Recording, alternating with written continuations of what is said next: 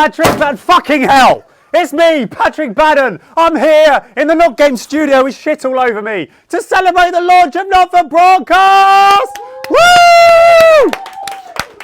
We are here to celebrate the launch of Not for Broadcast on console, on VR, and our first ever DLC, Not for Broadcast, live and spooky, starring yours truly. Hello and welcome. We're going to have 2 hours or so of chat. This lot more of this came out than I thought it was going to. Right, hello everybody. Thank you so much for joining us. If you have no idea what's going on, quick rundown of what's happening. My name is Patrick Bannon, and although this is a confusing concept, I'm one of the characters in Not for Broadcast. I'm going to be here with you over the place of some other people who would normally be here, but are away in San Francisco at some awards thing, and are not here with us tonight. I'm going to be checking this iPad every so often to see what is going on. We will be hearing from the 4 developers throughout the process. That's Alex, Jay, Den and Andy. We're going to be hearing pre-recorded things from them because, as I said, they couldn't be bothered to show up for this actual event.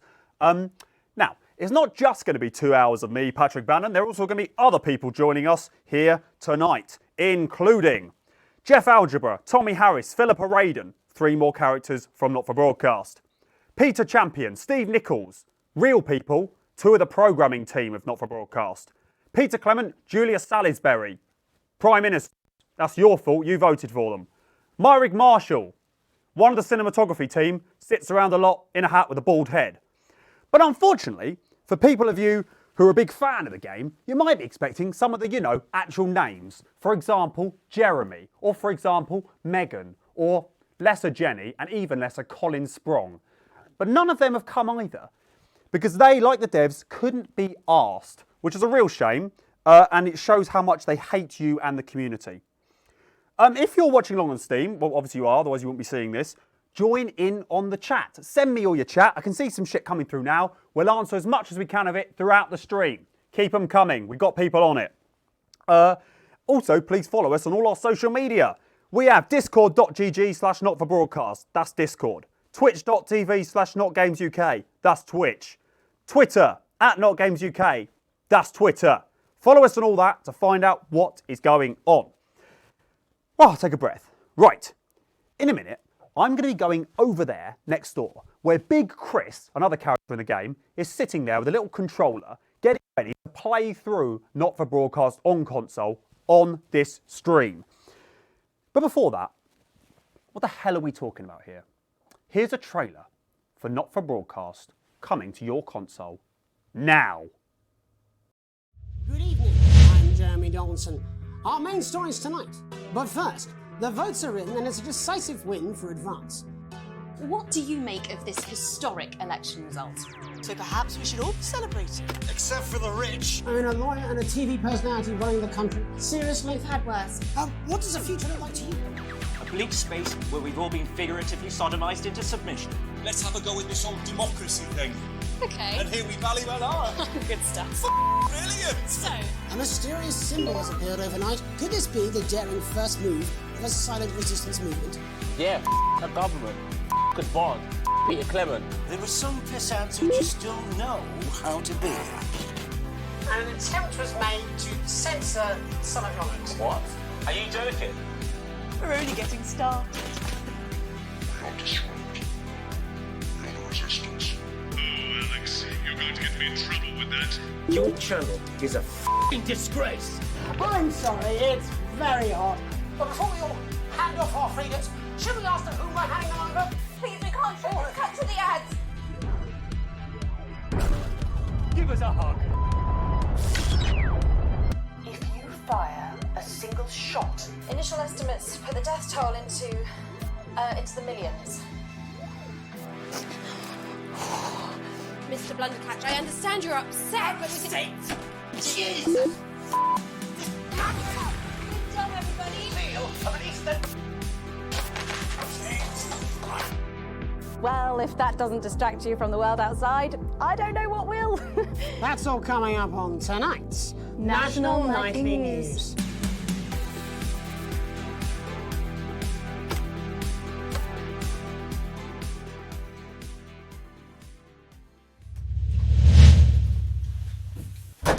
exciting stuff. And now to take an in-depth look at how this thing runs on a console, we have Big Chris. Oi, oi. Wait, hello. Big Chris, who is playing on the PlayStation version of the game, which is just as good as the Xbox version of the game. Big Chris, how are you finding playing on a controller so far? Yeah, it's really good actually, mate. Really intuitive. It's like child's play if you had a tiny controller. Yeah. And what do you think the other Chris's will be saying of your performance so far? Well, I'm actually talking to him right now, Pat. Don't call me Pat. I'm talking to him on Discord whilst they watch the stream. Oh, shut up, mate. Excuse me? No, sorry, I wasn't talking to you. Competitive Chris just said he'd have a higher grade than me right now. Oh, maybe we should get the two of you in to play against each other. Don't talk shit, that's impossible. Alright. No, sorry, Pat, I wasn't talking to you. Hacker Chris said that he's decompiled the game and he's found a way to get an A+ every time without pressing any buttons. He said you had to... Oh, I don't know what he fucking said. Oh, well, I'm sure the devs wouldn't like that bit of information getting out. You shut the fuck up. I'm trying to play. Who was that, Incessant Chris? No, I'm talking to you, Patrick. Fuck off. I'm trying to concentrate. Okay, well, there's Big Chris. We'll be taking a look at the rest of his What's footage going on the bottom of the screen! Fuck off.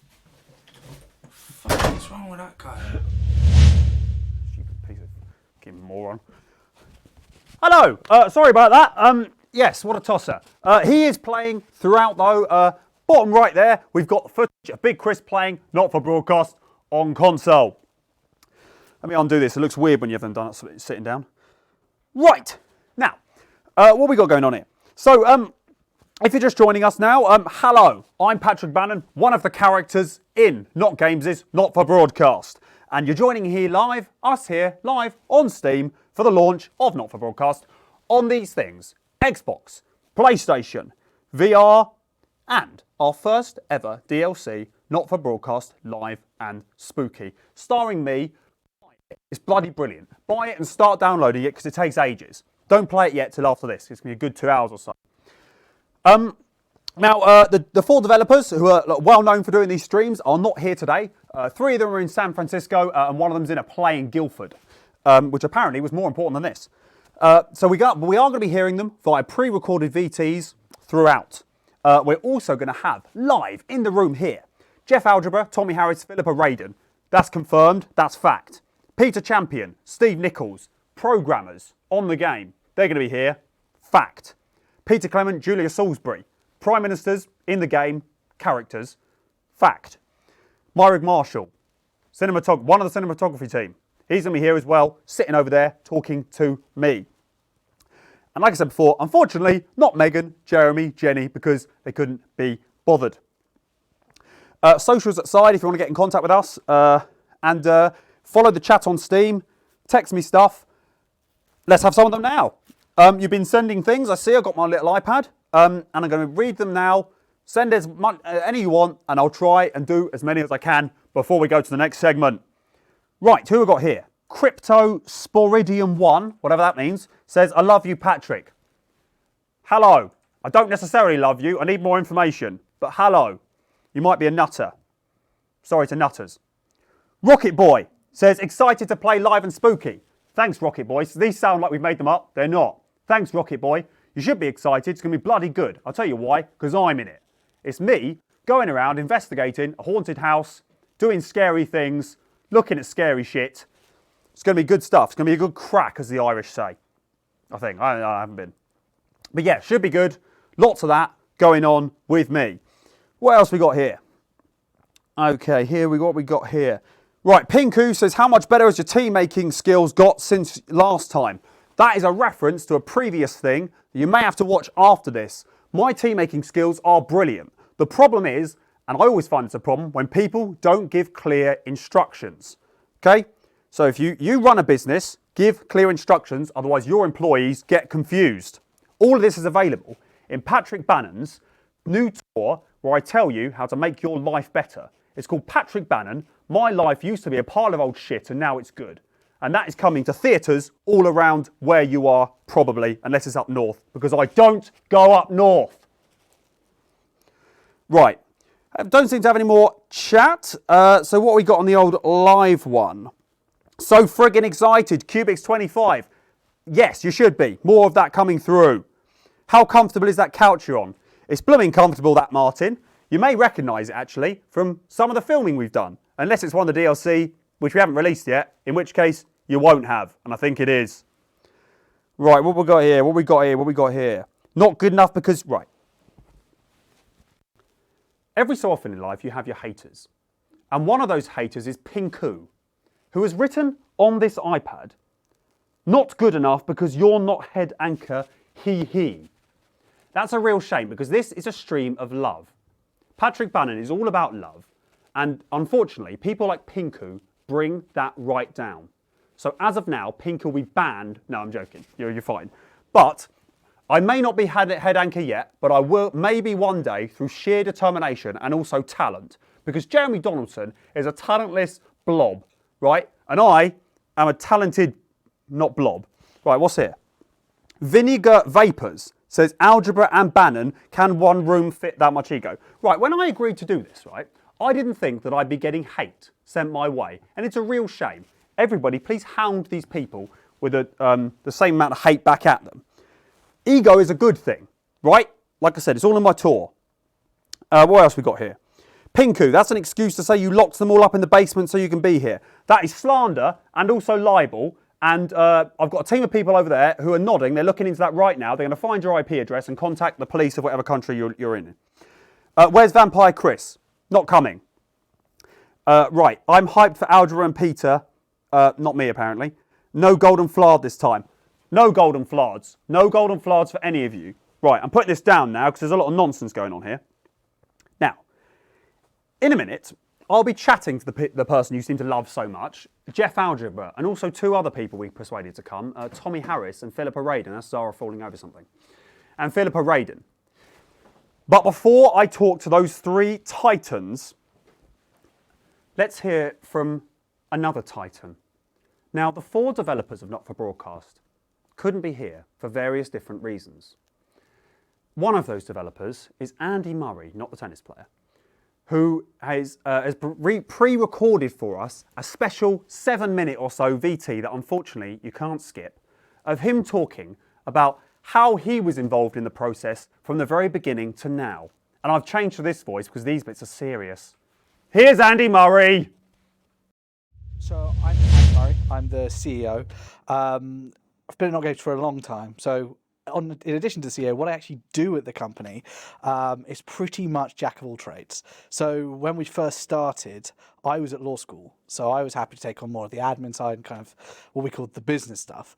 But that also meant that we had things that didn't fit into any other department that we called Andy work. And slowly that grew and grew and grew until I had a full job out of it.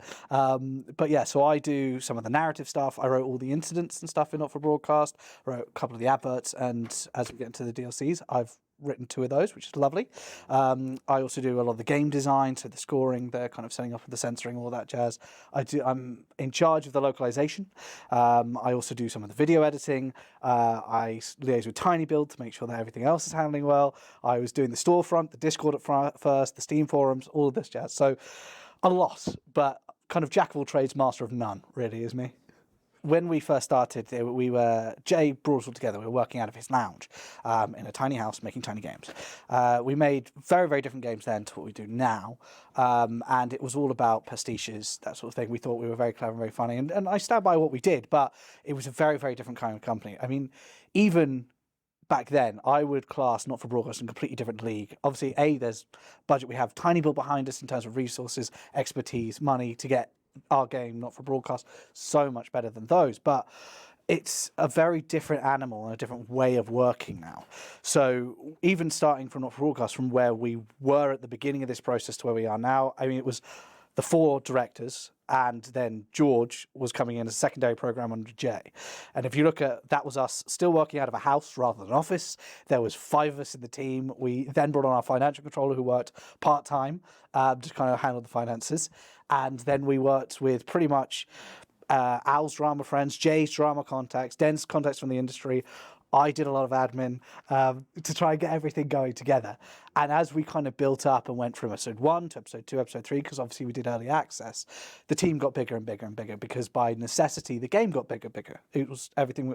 We wanted to build it and really make something of Not For Broadcast. So then we started bringing on Zara, a producer. And then we started hiring on other members of staff. We expanded the programming department and so on and so forth. And then we've gone from those 5 to there's now, including Nigel, our sound guy, who's now on a retainer, we have 12 of us full time, which is, that's crazy. And then we're in a lovely office and we have kind of a full-time job. I still sit there on a number of occasions kind of going, can't really believe this is my job. This is what I get to do for a living. Because in the meantime, I went from sales in our little gap between our first games and this one. I made some money. It was good. I helped fund the prototype before we got up to meet Tiny Build and get our publisher behind us. But it's a very different animal working with your mates on a passion project to do that for 14-hour days and to kind of go through and go, we're going to deliver something amazing in this, as opposed to I'm going to sell this product that someone else has made. So it's, even for all of us who have come from all these different backgrounds, to see the growth of that company and to be able to work with so many amazing people is it's amazing. I came to PC gaming fairly late, and I would still say I'm a console gamer first. So again, when we first started with Not for Broadcast, Jay and Al had been working on the prototype, and we had an Oculus that they've been trying to get the VR, but it was fairly difficult, obviously, to run on the video players and stuff like that, and it was quite a complicated process.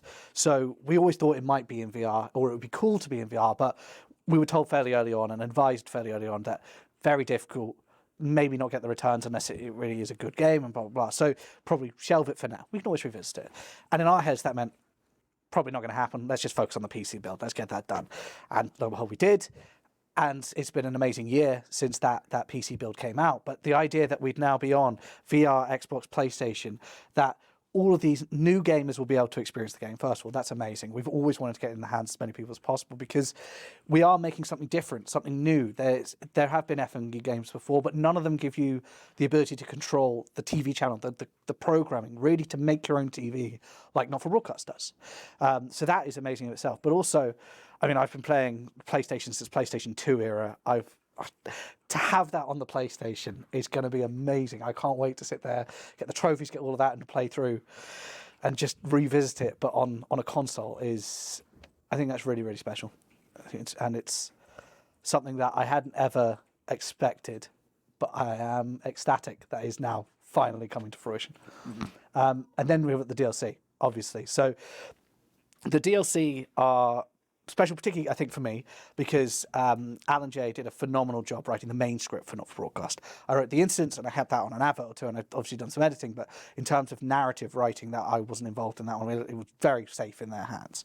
When it came to the DLCs, we challenged ourselves as a team. There was a lot that we wanted to make in a not short time, so they couldn't write it on their own. So I kind of was brought in to help with writing 2 of the 3 of them. And I wrote them, obviously, with, I wrote one with Al, which is Live and Spooky, which is now out, and if you haven't got it, get it. But that was really fun to be able to, A, be starting writing on scripts, but B, to do something different, because we were very conscious that with the DLCs, we didn't want to just do the news again. We didn't just want to do Not for Broadcast, but the same, but more. We wanted to really, A, push ourselves, but B, give something to our players that's new, that was different, that they could really enjoy and kind of find the variety in. So obviously Live and Spooky goes through and provides a completely new show. So it's not the news, it's not political in that sense, and it gives a little mystery that people can kind of solve and go through, and we touch on a little bit of horror elements. I don't think it's too spoilery to say. And then you have the next couple of DLCs, which I'm going to talk about too much, but they also build on new mechanics and new player experiences that we wanted to be able to develop and kind of share with people, because we thought they'd be cool, they'd be fun, that our audience would really enjoy, and that we had such fun writing and creating that we really wanted to share them with people. So I think the DLCs, I don't think in any way they'll be, I think they're very difficult to compare to the main game because of their nature of trying to change what we've been doing. But I think anyone who's enjoyed Not for Broadcast will enjoy the DLCs, because they share the same love from us and the same humour and the same kind of storytelling that we want to give, but they're also fresh and new and exciting. I think that's really, really cool. Hello! You join me here now with 3 more characters from the Not for Broadcast cinematic universe. It's Jeff Algebra, Tommy Harris, and Philippa Radon. All right. Hello, Patrick. Good evening, Patrick. Hello. Oh, sorry guys, I'm being told that it is actually a pleasure to meet you. Oh, yes. Just you two on the end, obviously. Tommy and I have met before. Have we? Yep, loads of times, mate. When's that then? On sports board. What? I used to look up to you. What a shame. So, gang, you are well known for providing a little bit of light comic relief in Not For Broadcast. What are some of Jomapa's... Good night. No. I'm merging your names together for speed. What are some of Jomapa's favourite Not For Broadcast moments? If I could jump in here, please, Patrick. I think I'm well placed to answer this one. For me, the most important part of Not For Broadcast are the big musical numbers. Yeah. You see, you get to edit the footage along with the music, and for an artiste such as myself, I can tell you that is pretty thrilling. Yeah, of course, there are some absolute bangers in there. There's Hey Friendship!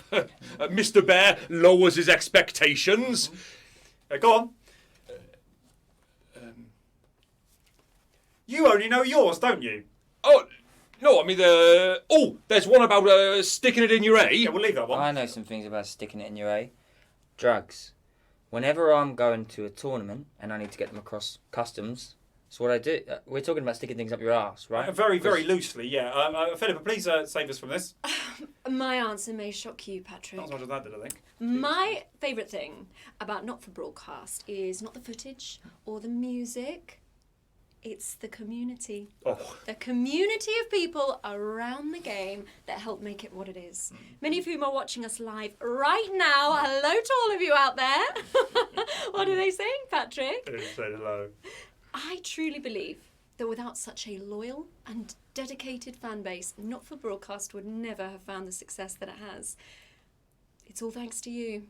So from the bottom of my heart, I thank you. One of them said, fuck you. Eat shit. Eat shit. I can't believe that. How dare they? After all I have given them... Wait. Fuck me! No. No. Fuck them! Philippa! Shitting! Philippa, no, come on. She's driving me home, so I've just lost my drive, so thank you. And that's live television. Hey, do you know, I think there's only one thing that can save this disaster of an interview, and that is a big musical number. Take it away, boys. Hey, come on, Tommy, join in with the chorus. No. And that's all we got time for. Thank you very much, Jomapa. And I'll see you back in a second.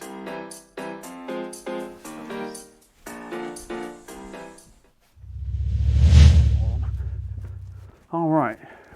We should have put these two setups closer. Hello, I'm back. I'm back. Sorry about that last one. We had a lot planned, and then they sort of cocked it up. Also, forgot to say this earlier. Please do not. Well, you can, but we won't do anything about it. Please do not ask any questions of our characters. They do not want to speak to you. They just want to talk to me and then leave. That's just been added in after the old Philippa debacle, whoever wrote that. Right, if you are just joining us now for the first time, hello! I'm Patrick Bannon, host of the National Nightly News, possibly. And it's lovely to have you here as we launch Not For Broadcast on VR, on consoles, PlayStation and Xbox. It wouldn't work on a Switch. And of course, the very first DLC, Not For Broadcast, live and spooky, starring yours truly, Patrick Bannon. So normally these streams are hosted by 4 people, Jay, Den, Alex, Andy. They're not here tonight. 3 of them are in San Francisco, one of them's doing a play in Guildford. But they've recorded little pre-recorded VTs, which we will get through when we get to them. Coming up later, we are going to be speaking to Peter and Steve, 2 of the Not For Broadcast programming team. Peter Clement, Julia Salisbury, Prime Ministers in the game. Myrick Marshall from the Not For Broadcast Cinematography team. But unfortunately, not Megan, not Jeremy, not Colin, and not little Jenny, because they couldn't be bothered. Actually, Jenny specifically said she doesn't want to come on because she hates all of you, which is a real shame, I thought. Right, as I said before, follow us on social media. The links are on screen now. My mic's falling down, but I'm a pro, so I'm getting through it anyway. And join the chat on Steam if you're watching live. If it's pre-recorded, obviously don't bother, because that would be stupid. Right, I'm going to read some of your chat now, so get them into me. Right. Okay, Threenard, Ianard, someone, you know if I'm talking about you, Threenard, says, you know it's serious when it has black bars on a cinematic shot. Yeah, we really tried for this one, you know, to make the production look really peak. That's why we've got all this shit in the background. Ignore the advanced light balloons, it wasn't my idea. I didn't vote for them. Look where we are now. Fluxbot, this is far too high production for a NotGames stream. Offensive, but you are right, it is. Put too much effort into this. Zachary, in brackets, Vincent Callahan. Why do I have the feeling Patrick is going to get bullied by ghosts in Live and Spooky? You'd be wrong. Patrick Bannon is a Chad. He doesn't get bullied by nobody. Crypto Sporidium 1. I'm waiting for Tommy Harris to interrupt his speech and end his... He's gone. Tommy Harris is gone. He's already walked out. I saw it earlier while I came out. He's gone. Ignore Tommy Harris. He's gone. Waste of space. Papo Peppo. Favourite moment from Live and Spooky. Now, the dev said to me before we started, talk about Live and Spooky, whatever you want, but do not spoil it. And I'm going to spoil it because they're not here. My favourite moment from Live and Spooky is a very serious moment where I, Patrick Bannon, give a 30-minute monologue about my thoughts about the economy and, more importantly, the left. So look out for that because it's bloody good stuff. Wrote it myself. Mr. Music Man says, Patrick, as a character, can I ask you a question? Do it. That's the point of this whole thing. But do it, because that's not enough to go on. Pinku, look at Patrick sitting up on a throne pretending to be... Right. As I said before, Pinku is not to be trusted. Pinku has infiltrated this, and I believe is actually, possibly, an evil person. She's infiltrated, or he, I don't know, has infiltrated this, and is saying nasty things about Patrick Bannon, who is well known to be brilliant in every regard. So, if you know who Pinku is, phone them right now and go absolutely mental. Right, Threenard says, shout out to NFB for having amazing actors. We're not actors, we're real characters, but thank you. It's good to hear. Mr. Music Man 789, hello, says, this is where 87% of the Live and Spooky budget went in relation to the stream. You are right. The rest of it was just filmed in a theatre in Guildford. Cryptosporidium 1, back again. If you're asking good questions, you'll keep featuring. So, ask good questions. Said, hello George Veer. Not sure who that is. I was wondering what was your favourite Patrick moment? Favourite Patrick moment? Right now, because I live in the here and now. And Patrick Bannon's course about how to turn your life from a pile of old shit into something good is coming to a theatre near you. It's brilliant. It's 3 hours of me talking at you. No, not to you, at you. For 3 hours. So pay, it's really expensive, and come. Because the theatres are massive. Right. Threenard says, we love it when Patrick Bannon gets political. Well, good luck. Because when I'm host of the National Nightly News, I'll tell you, things will be getting a lot more political up in this bitch. Right, what we got here? Pinku, a lot of stuff about Pinku. Pinku getting called out, yes. Patrick's thought process confuses me. I don't understand that. I'm a man of the people, and I say what we're all thinking. Who is this woman who replaced you and stuff? Yeah, I'm confused about this. There is a girl version of me knocking around. It is canon, but I don't like it. So as of now, it's not canon. None of that happened. What we got here? Once again, if you're joining us, hello, Patrick Bannon, and one of the characters not for broadcast. Please buy our game. It is available now on VR, on consoles, Xbox, PlayStation, and our very first DLC for people who've already bought it, Live and Spooky. In fact, something I haven't mentioned, why not buy the not for broadcast season pass? There's nodding. It's called a season pass. Buy the season pass because it has not for broadcast Live and Spooky, brilliant with me in it. Not for broadcast Bits of Your Life, Peter Clement nonsense, and then not for broadcast The Time Loop, which has people in it, but I can't remember what I'm allowed to say. I think it has Jeremy and Megan. I might get a bollocking. People are shrugging. Buy it. I'm allowed to say whatever's in the key art, but I can't remember what the key art is. Right. When does Graham Bannon show up? My father is a saint. I won't hear anything said about that. He's also very old and can't walk anymore. That's canon. Right. Taurus Girl Productions. Hello. If you don't mind answering this question, what have you been doing since the last stream? Anything fun? I've been trapped here because all of the characters from Not For Broadcast, when we're not performing in Not For Broadcast, we just sit around in the NotGames office, making tea, performing in streams, being forced to do launch streams when the devs are away. Any number of business. Alan James is running the chat right now. Oh, he got set. Okay, how is the balloon decorations? Not sure what that means, but I'll explain what they are. Right, here, we've got an advanced balloon. I advised against it, but it's here. This gold one doesn't represent anything, just a gold balloon. And this is the Not For Broadcast logo. So, if you like that, probably we have merch with it on it. I don't know.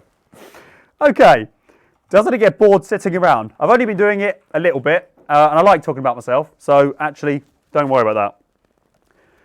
Right, Pinku's back. We are also talking about Patrick's silly little show he's having fun. It feels like an insult, but I can't quite, well, it isn't it? Silly little show, it is an insult! This is not a silly little show, this is the launch of Not For Broadcast, and I have been granted permission by one of the devs, I think it was Den, to host this, because he said, so what happened, right? Den's got a little office away from everyone else, because he doesn't like anyone else. And he called me in, he said, Patrick, come in here. And I went in. And he said, Patrick, I've been thinking a lot about this, and we were going to ask, you know, Jeremy and Megan to host the stream, but actually I've thought about it, and they're stupid. So actually, Patrick, I'd like you to do it, mate. And I thought about it for a good minute. I thought, do I want to do that? It's a lot riding on it, big publicity for me, but can I do it? And I thought, yes, I can do it, because I am brilliant. Den said, you are brilliant, mate. You are brilliant. Also, your moustache looks good and you're handsome. And I said, thank you, Den. I didn't say it back to him, didn't need to. Then I said, I'm going to leave now, Den. Get back to work. He said, yes, sir. And I left. And then, here we are. So thank Den for that. I'm here. Patrick Bannon, live and in charge, I guess. What else we got here? Keebler138 says, justice for Pinku. No, Pingu more like. That might, yeah. Vinegar Vapors says, bloody Bannon making things up again. This is why he's not in the big chair, man.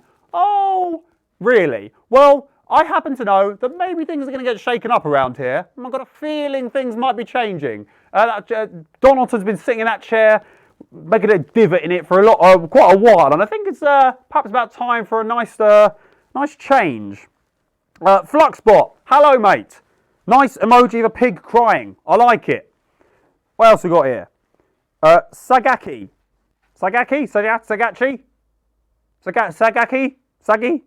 says, devs can't stop the Bannon. No one can stop the Bannon. Justice for Bannon. Bannon means... Okay, serious moment now. Pinku has written a bloody essay. Let's get through it. Pinku has said, do you know what, Patrick? I apologise. You're obviously under a lot of stress being seen by so many fans. You're doing an amazing job all on your own. Maybe a thing here or there about petting the haters bleed through. But that's not up to me to ignore now, is it?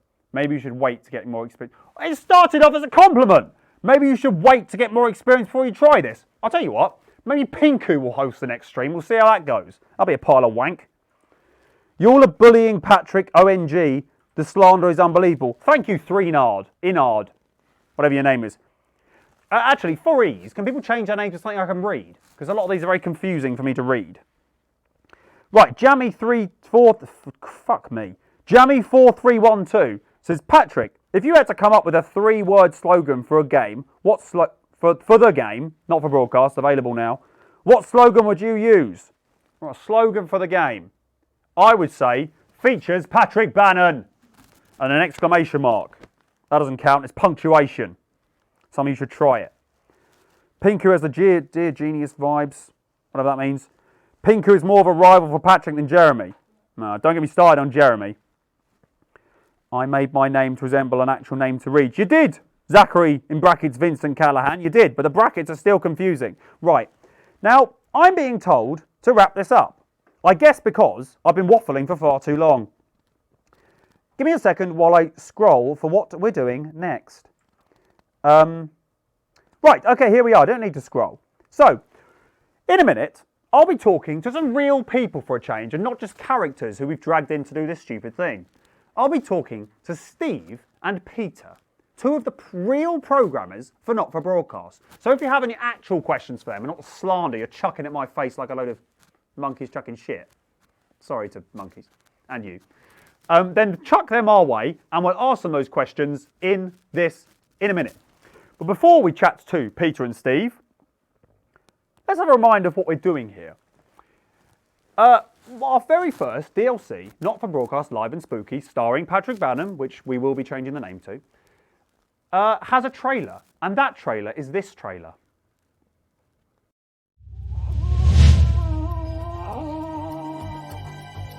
Be the costume girl who sadly was found dead shortly after. Okay. Hello? Oscillating optoelectronics. Boom! I promise you. Holly, I am in fact Patrick Bannon, am I not? Yes, but. Hello?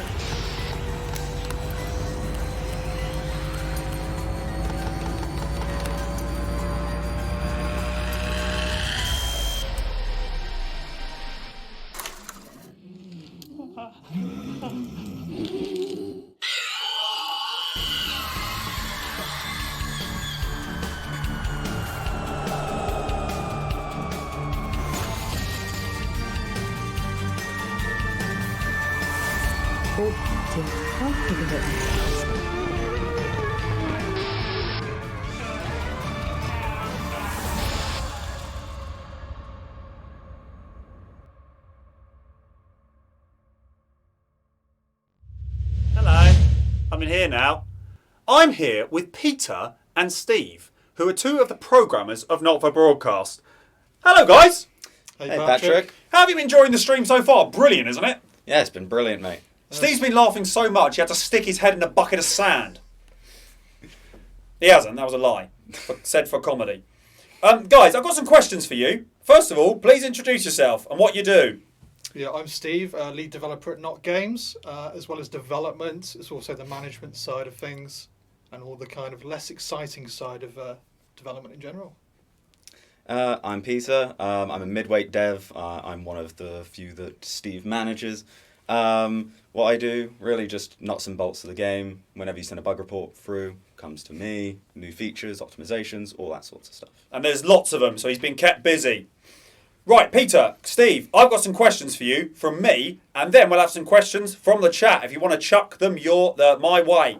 As a reminder, questions for Peter and Steve, programmers, so make them specific about their jobs, not the crap you've been sending me. Right, guys. I know, Steve, you only joined us fairly recently, but I'll ask a question to both of you anyway. No, I won't. Just you. All right. Peter, how did you get involved in NotGames, and how were the early days compared to right now sitting on this chair? Well, after I finished studying at university for my games degree, game development degree, What did you get? What did I get? I got a first, mate. Fantastic. That's why he's here. Yeah. Just ended up looking for jobs in the industry, applied here, spoke to the guys, and just one thing led to another, and here I am. But yeah, when I first started, lots of energy, lots of excitement, chaos everywhere, especially around release days like today. It gets very manic. But as we've gone on, got more organised, more processes, but still retained a lot of the energy and the fun, which has been great. Yes, including the fun you're having right now. Please, both of you, tell me about an interesting moment from the development of the game. Spoiler free, Steve. Sure. I know what you're like. Yeah, obviously I wasn't involved in the original game, but I've come in for LS, and some of the... That's live and spooky. Yeah, for developers, some of the class names are quite lengthy, so that was a nice little gem. I'm not going to blame anyone, but if I did, it'd be George, the other George. The only George. Yeah, but one of the great things was seeing the game running on console for the first time. I mean, we're pretty much all PC gamers here, except maybe you. But seeing a game on console that you've worked on is something special, and it kind of always is. So that was really great, and I've been playing quite a bit of that recently. Yeah. Do you want something from the base game or something from the DLC? Don't mind. All right, well, I think people have heard about the base game, so I'll talk about Live and Spooky. Yes. I think one of my favourite moments in the development of that would have been when we were really thinking through some of the shots. We had to really plan out how some of them would look, so we had to previs. And then it ended up being that I would be the candidate for previs, some of the shots. I can't talk about the content, it'd be spoilerish, but apparently just in the office I was the most suitable for it, is all I'll say. Interesting. Read into that what you will. Give you a clue, he wasn't subbing in for me. The most suitable for that would have been me. And would have been brilliant. Guys, what's your favourite part of Live and Spooky? Well, there's a lot of Live and Spooky I really enjoy. Good but shit. whenever we've been testing, whenever we've been seeing players, I would say when things get more intense in the broadcast room for the player, it's been real good fun to watch people react to that. Cool. And for some of the older people in chat, you might remember a program called Ghostwatch, and similar. Basically, the host in Live and Spooky is a very good recreation of that, and he's one of my favourite parts. Spirit Whistle, he does a really good job. Right. Bit confused. Neither of you mentioned me. In that, what's your favourite part? Do you want to redo that? And we'll maybe cut the other ones out? I mean, it's nice that you're in it, but... Fantastic, that'll do. Cut the rest out.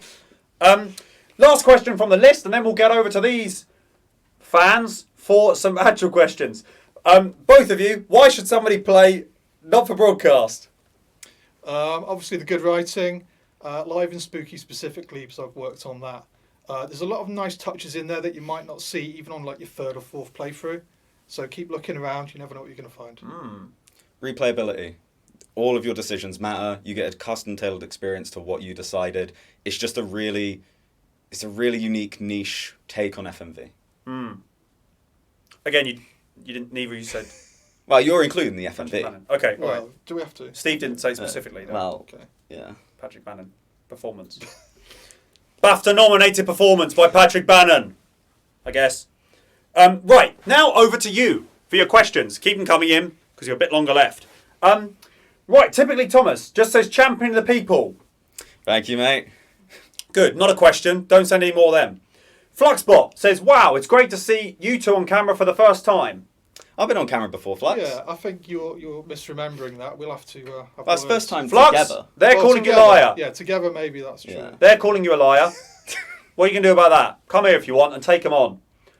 Taurus Girl Production says, whomever has the long hair, I love your hair. Ah, thank you. I think they're talking about Peter. I think any comments about hair, we just ignore them. I'm not That's sure. not happening. It might be under the hat. Oh, right. It's definitely Peter. Mine's not It's hiding. definitely Peter. Jammy4312 says tabs or spaces? Tabs. Tabs, absolutely. We're not savages. Whatever that means. Zachary, in brackets Vincent, close brackets Callahan, says, what was the most frustrating part you had to debug or program/code right in the game? Spoiler free. Oh, do you want to take that one? Yeah, I mean, I'd like to think LS is Live and Spooky. very well done. The processes and stuff we put in place should limit any real issues. But there were some interesting ones that would be spoilerish, but towards the end of development, for sure, there were some surprises there. Yeah, definitely. I mean, we had one where censoring for some reason didn't work after headlines. That was a really peculiar one to debug, but we got it in the end. Well done. Good work. Right. Bruford, Jay. Why is Jay on this? I thought he was... Why am I doing this? Jay has said, what up, Patrick, what are... Jay, what are you doing? I don't know why he said that. He must have forgotten that they told me to do it. So that's weird. We'll ignore them. And actually, whoever's feeding the comments through, ignore any from them. I think they're spam. Flugspot has said, how has it been porting the game across to many platforms? Well, to be honest, we've had some assistance with that from some really good teams. Definitely not. Yeah, so the console version I've played quite a bit. VR as well, obviously. But yeah, very good job to the teams involved in that. Yeah, definitely. Very helpful porting teams that have assisted us along the way that we've been communicating with. They know the platform better than us. They know how to help us get on those platforms. Mm-hmm. I think I know the answer to this, but Tropuwu has said, hello developers. I was wondering if we had to buy the VR mode separately from the flat screen mode. Yeah, VR mode is a separate purchase. It's a full game. It's a full separate game. It's not a mode. It's an entirely separate game. And it's better for this reason. Because you can look at me in 2D, but in a 3D environment. And why wouldn't you pay more money for that? Right. Bruford says, Patrick, this is Jay. Stop ignoring me or I'll ring the other Des. What are you doing? Right. Now, this is definitely a hack. Somebody's doing a hack. Ignore all of those comments and block Jay. It's not the real Jay. It's an imposter Jay. He's quite old. He's probably left his computer on somewhere and forgotten about it. Right. Threenard says, so it's like these paranormal TV shows, question mark? Not to spoil it too much, but there's yes. certainly elements of that in it, yeah. Yeah. Yes, a lot of yeses.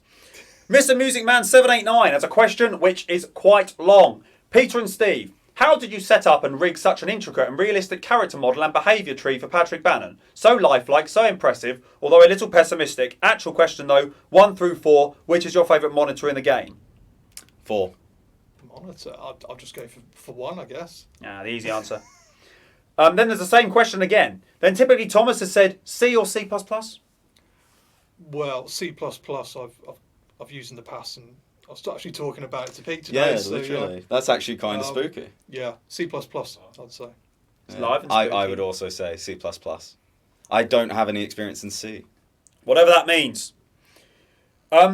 Crypto Spiridium 1 says, Patrick, the devs look uncomfortable. Can you please bring them some tea?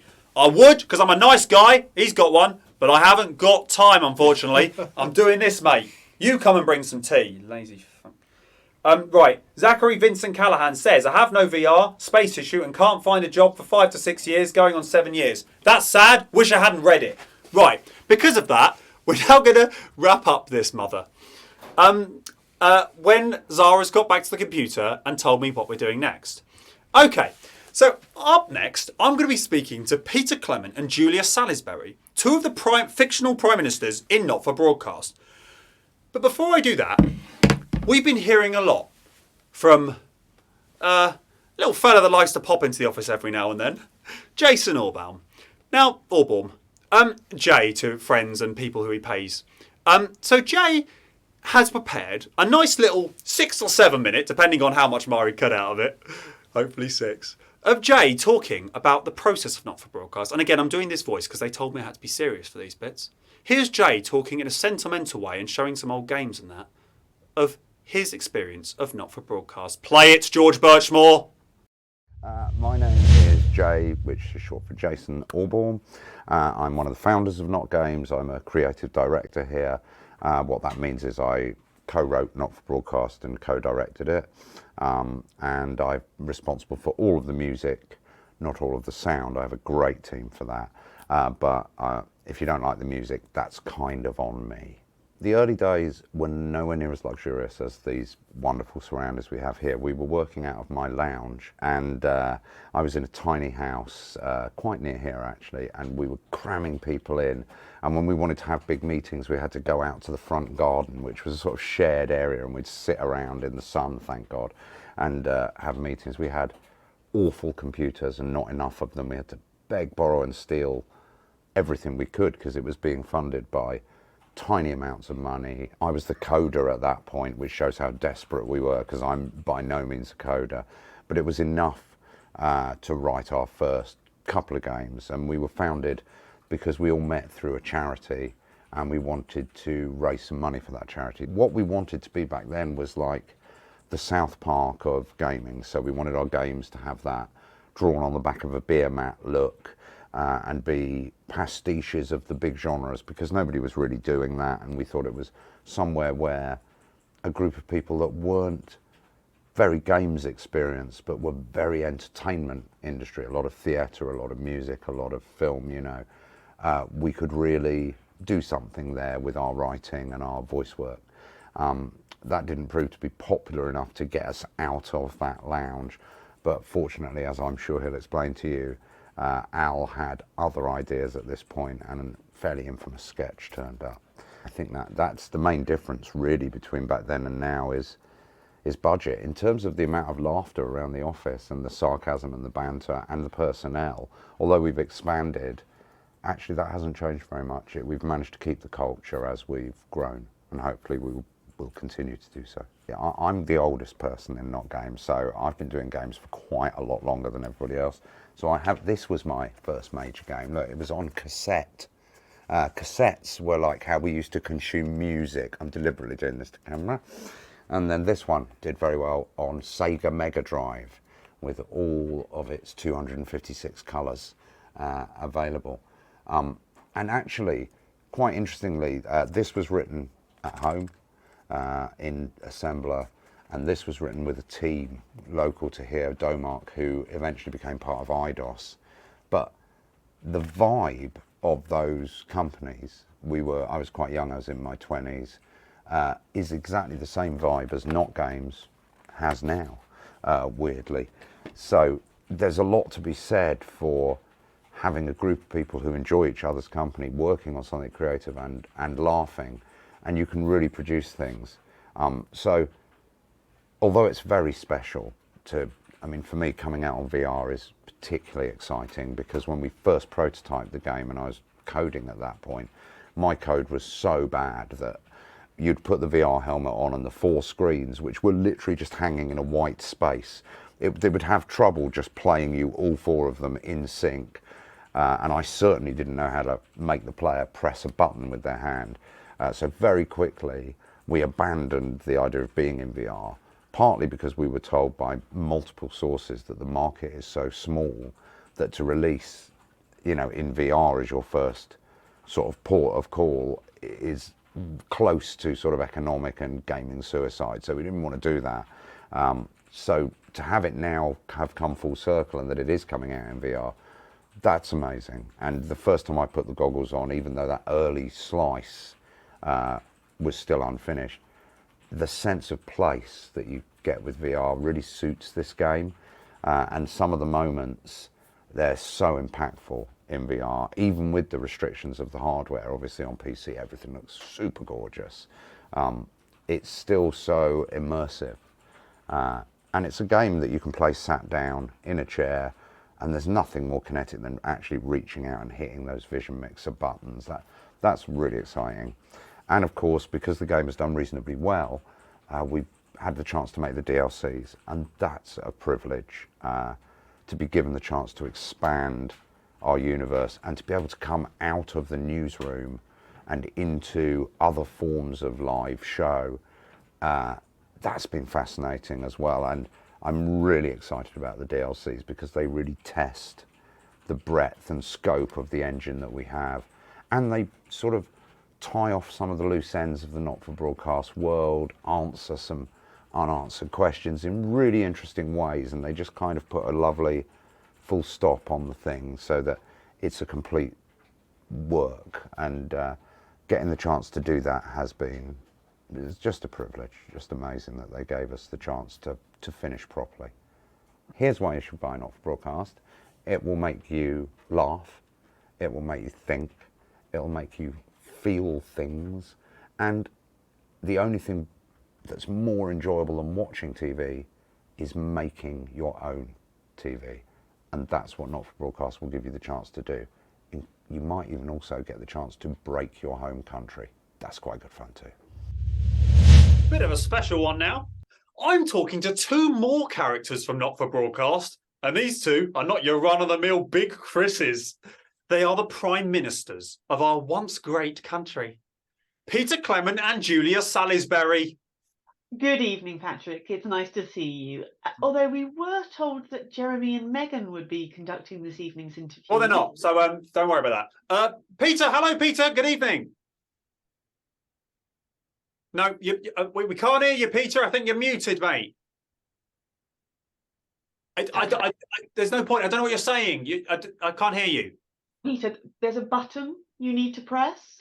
Is Mrs. C not there to help? No, I'm tricking you. I wasn't even saying anything. What a trickster our Prime Minister is. Just a small joke. Good evening, Patrick.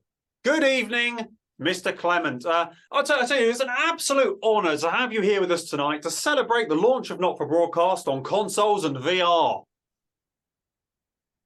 I don't know what any of that means. Don't worry, Peter. Lots of our constituents do. Absolutely, precisely. Lots of them do, Julia. Now, we'll start with an easy one then. Tell me, guys, what are your most favourite and your least favourite moments from Not-for-Broadcast? Well, I can take the first one. For me, my favourite moments were those early times before we were elected, where we could speak candidly about what we wanted to do. Your anchors didn't shy away from asking difficult questions, but this was all key in gaining your audience's trust. You allowed us to really speak openly, allowing the public to truly make a thoughtful choice at the ballot box. People wanted something different, and we were there at the right time to give them what they wanted. And look what that got us. Excuse me? Nothing.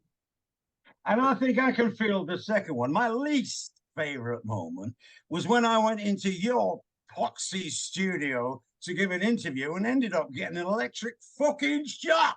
Yes. Actually, multiple electric fucking shocks.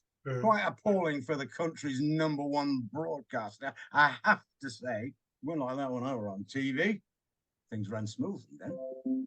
Yeah, well, with all due respect, Mr. Clement, that was quite a while ago. It was only 10 years ago, you cheeky bastard. Well, 10 years is a long time in television years. In 10 years, I'll probably be doing something, like hosting the National Nightly News or something very similar. I think that's a little unlikely. Well, I'll tell you what, we'll let the naysayers nay and we'll see what happens. Hold on a second. I'm being told that you have to leave very suddenly and I can't do these questions. Okay, last question then. Why should people buy Not for Broadcast on console or VR? Because, Patrick, it is an excellent game with completely original gameplay, a gripping narrative, and I'm told it's very funny, although it's not really my sort of thing. Quite right, Pet. As my old man used to say, here we go. You can keep your money in your pocket, but they'll still call you a stingy cunt. Okay, and with that, I think it is time to end there. Thank you so much, Prime Ministers. Actually, I did just want to add something. Thank you so much to them. That's the end of that. Now, why don't you join me next door?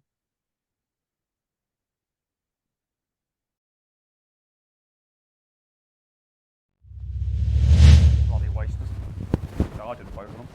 I voted for Hamilton Man. Like every good patriot should have. Hello! Welcome back to Bannon's Hour. It's not really. It's the Not for Broadcast launch on Steam. We are here on Steam to celebrate the launch of Game Not for Broadcast on platform. Let me check my notes.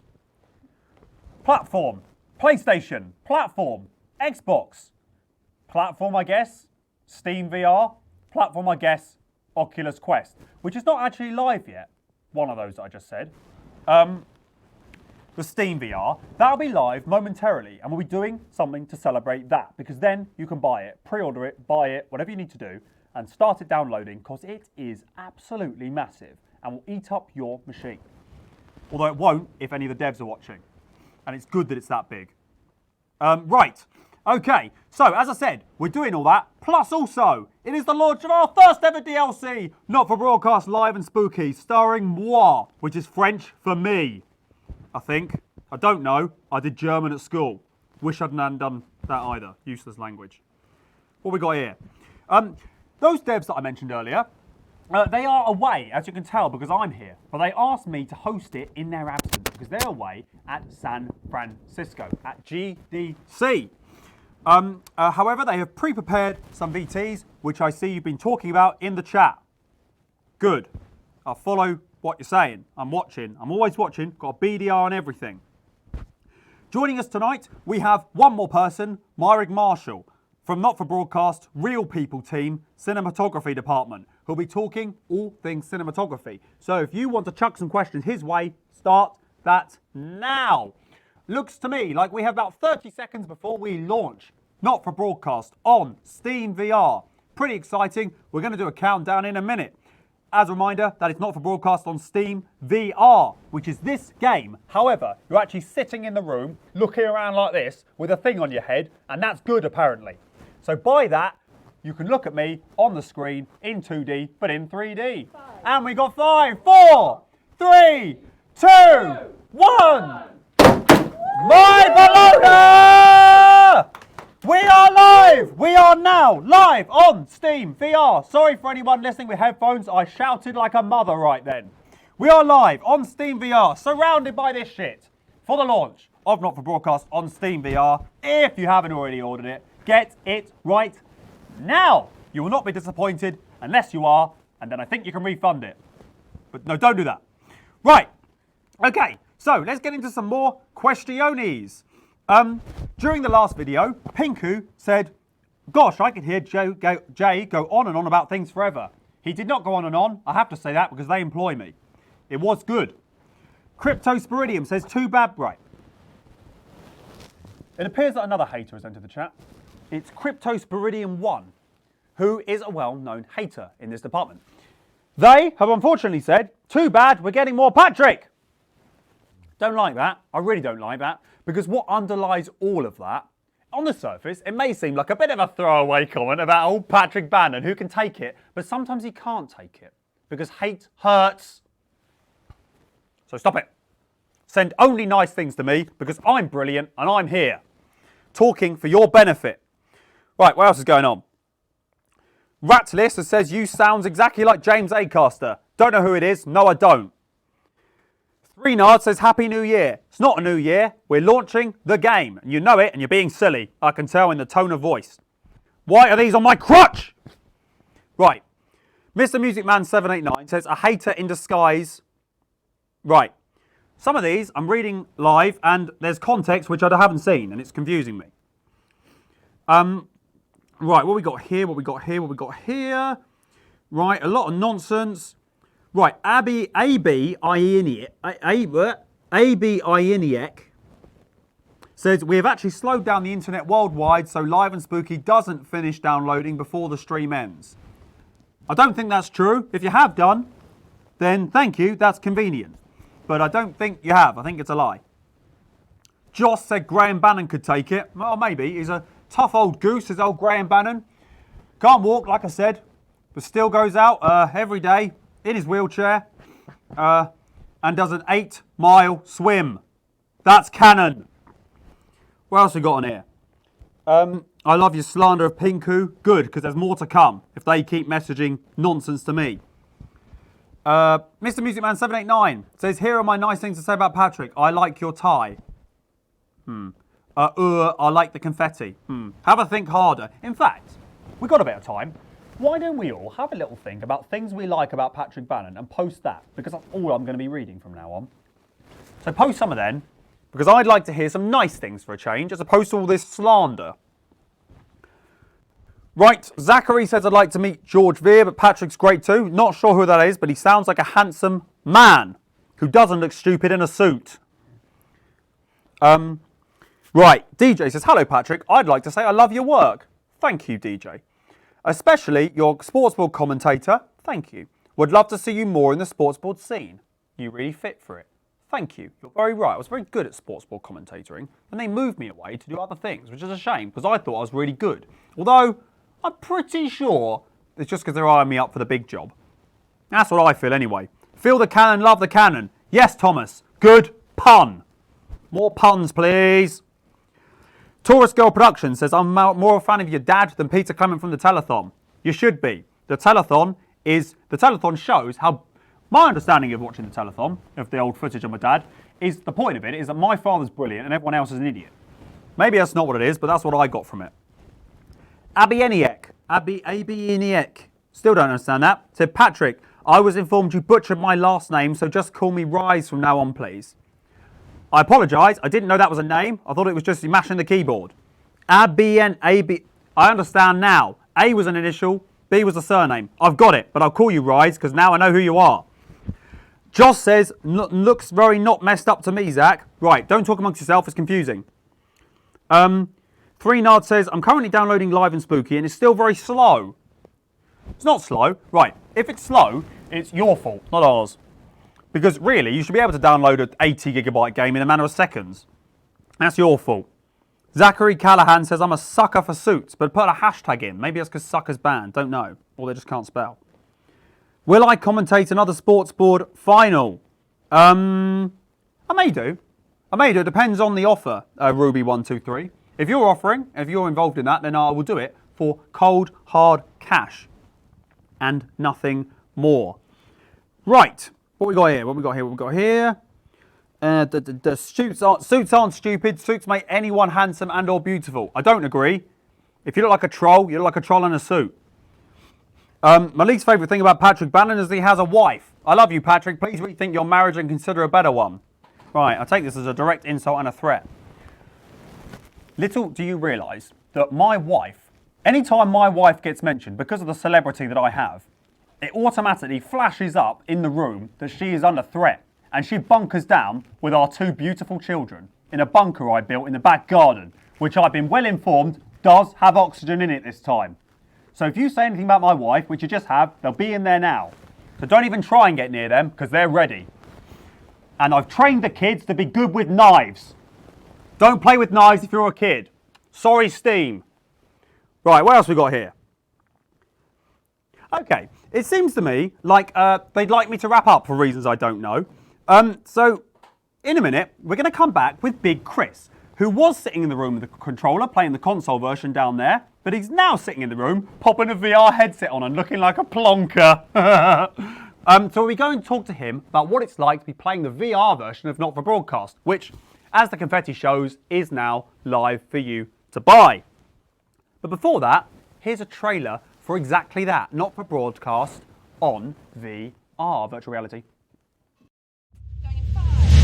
4, 3. Good evening.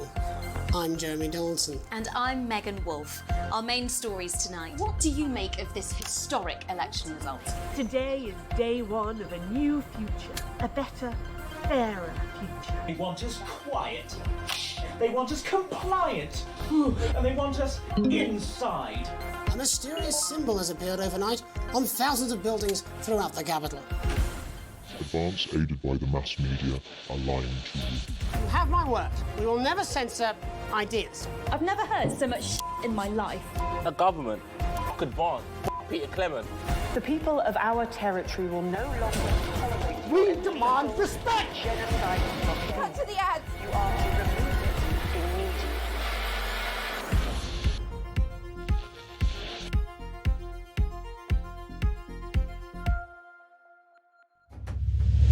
Okay, and we're back here with Big Chris now, who appears to actually be in the VR. This is mad.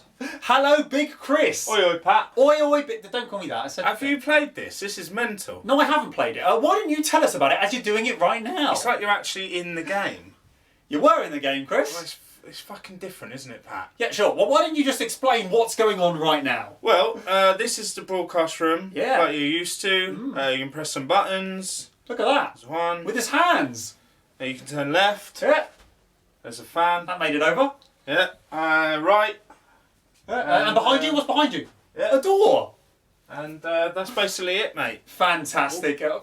Fantastic. Well, we'll be watching Big Chris's playthrough throughout at the bottom of the screen. Haven't you got any lightsabers in this one? That game's way better. It's not way... It is way better, but we'll play it later, okay? Right. Big Chris, thank you very much. Bye. Idiot. I could have been at home with the VR headset playing Beat Saber right now. Instead, I'm pissing around doing this. Hello, I'm back. It's me again. So Big Chris is over there playing the stream, playing Not for Broadcast, in VR, and his playthrough is somewhere there, I think, if me maths are right. So have a look at that if you want. Well, don't actually look at me, but if you can do that thing some people can do with your eyes, where one goes like that, then do it. Otherwise, keep looking at me, because that's where the good shit is. Right. Now, we're going to go straight away into our next thing because time is tight and we're on a tight schedule here and I like running a tight ship. So, we have heard so far from 2 of the developers of Not for Broadcast. We're now going to hear from the 3rd. He's gone away and he's thought very hard about the questions that we had for him and he's sat down and he's recorded them in what's being described by you as good cinematography. And you haven't said for a change, but I can feel it. Now, here's Den talking about Not for Broadcast and his experience of making it. Hello, my name is Dennis. I am a founder of NotGames. I am the director of photography and I head up the video department. I got involved with NotGames when we decided to get together for a game jam to try and develop a game to save a charity. And we thought it was quite good fun making games as a little crew. So the four of us over many years sort of sat in a lounge and tried to develop these funny little parody games. And then, because there was no money and I had to support myself, I went and disappeared into the film industry for a little bit, and then came back when we had this idea for a full motion video game, which was right in my wheelhouse. And I came back, and what we have built in that short period of time to now is it's unrecognisable. Sitting in an office with the huge amounts of staff, you know, people compared to the four of us doing everything. That progression has shown not only in the growth of the team, but in the content that we're also delivering. The single hardest thing about developing this game in general is single continuous take over 4 different cameras. Like that has never been done before in FMV. It's, you know, there's some brilliant FMV games out there that have used FMV in a very clever way, but it had never been done with using it so the player can cut the live TV. And trying to pre-record so that it feels live is a massive challenge. And you know, we were very lucky that we were surrounded with amazing crew, cast. You know, everybody that came together understood the assignment, and we made it work through varying budgets, you know, from where we first started to where we are now, on different scales, on scopes and everything else. That whole challenge is by far, from a video perspective, the hardest thing that we've had to overcome in our department. And I know that works back to the writers, to the production, you know, to everybody involved, trying to achieve that as a single continuous take. You know, how do you light something when your cameras are moving from one room to the other, but you can't cut your cameras and turn around, you can't do that, you know, you have to, everything has to be preset, and you're almost filming live theatre at that stage. We have to make sure that at all times the cameras are relevant, whether that is relevantly you cannot play this camera or you definitely can. You know, we can't ever have that all 4 cameras you cannot cut to, or all 4 cameras are good, because then the gameplay element of the footage then falls down. So we have to be thinking from that perspective as well, you know, making sure that my ops are deliberately going out of focus for certain moments, that we have a dead camera for the gameplay to work, you know, and it's a very careful dance. We got to a stage where I think we're really pretty good at it. By far the most surreal experience for me was from episode 1, when I was standing in the garden of the house we were filming at, a character called Titwank Tony, and before we shot, we gathered everybody in that scene, and we had had multiple discussions beforehand about how many clowns is too many clowns, can we get a mariachi band, can we, and turning up on the day and looking around that circle and having Andy, our CEO, painted up as a clown, having a full mariachi band of 4 people, having strippers, having balloon animal artists, vampires. Like, I was just looking around this circle just thinking, oh my, we've done it. Like, we've achieved this. We're now standing, I'm standing in a circle full of this crazy idea that when it was first mentioned, I was like, are you mental? Like, where are we going to get all this? But having all of that come together was that was the first moment where I sort of realised it was hilarious seeing this group of people, but also the first moment of me going, okay, we're gonna do this. Like, we're going to be able to achieve this, because if we can make this happen with tiny amounts of money, no costume budgets, this, that, and we made that, I know that in the future we can achieve anything.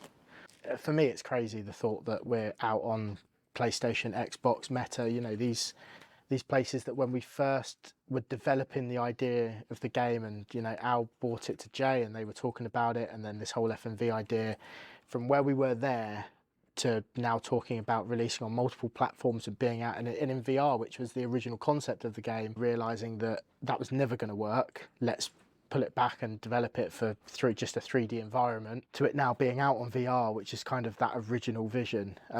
Yeah, it's kind of full circle, and it's just it still blows my mind. We'll see how it goes. But I mean, it's mental that we're even out on those platforms. When people finally come to me and go, is there a game, you know, is it out on PlayStation? I'm like, yeah, it is. Yeah, it's out on all of these platforms, you know. It's pretty cool. They should buy it because it is the highest rated FMV game on Steam. It has a world record amount of content within it, video footage. We now hold the world record. the Metacritic score is insane. 9 out of 10 players on Steam love it, and you get to create your own TV. You know, who doesn't want to do that? It's a fun game, and it's also, and I'm quoting the critics, very good. So that's why you should go out and buy it. Good evening, I'm Jeremy Donaldson. Our main stories tonight. But first, the votes are in and it's a decisive win for Advance. What do you make of this historic election result? So perhaps we should all be celebrating. Except for the rich. I mean, a lawyer and a TV personality running the country. Seriously? We've had worse. What does the future look like to you? A bleak space where we've all been figuratively sodomized into submission. Let's have a go with this whole democracy thing. Okay. And here we valley well are. Good stuff. Brilliant! So, A mysterious symbol has appeared overnight. Could this be the daring first move of a silent resistance movement? Yeah, a government. Advance. Peter Clement. There are some pissants who just don't know how to be. And an attempt was made to censor some of your notes. What? Are you joking? We're only getting started. No disrupt. No resistance. Oh, Alex, you're going to get me in trouble with that. Your channel is a f***ing disgrace. I'm sorry, it's very hot. But before we all hand off our freedoms, should we ask them who we're handing over? Please, we can't show you. Cut to the ads. Give us a hug. If you fire a single shot, initial estimates put the death toll into the millions. Mr. Blundercatch, I understand you're upset, but we can... Jesus! Good job, everybody! Meal of an Eastern... Well, if that doesn't distract you from the world outside, I don't know what will. That's all coming up on tonight's National Nightly News.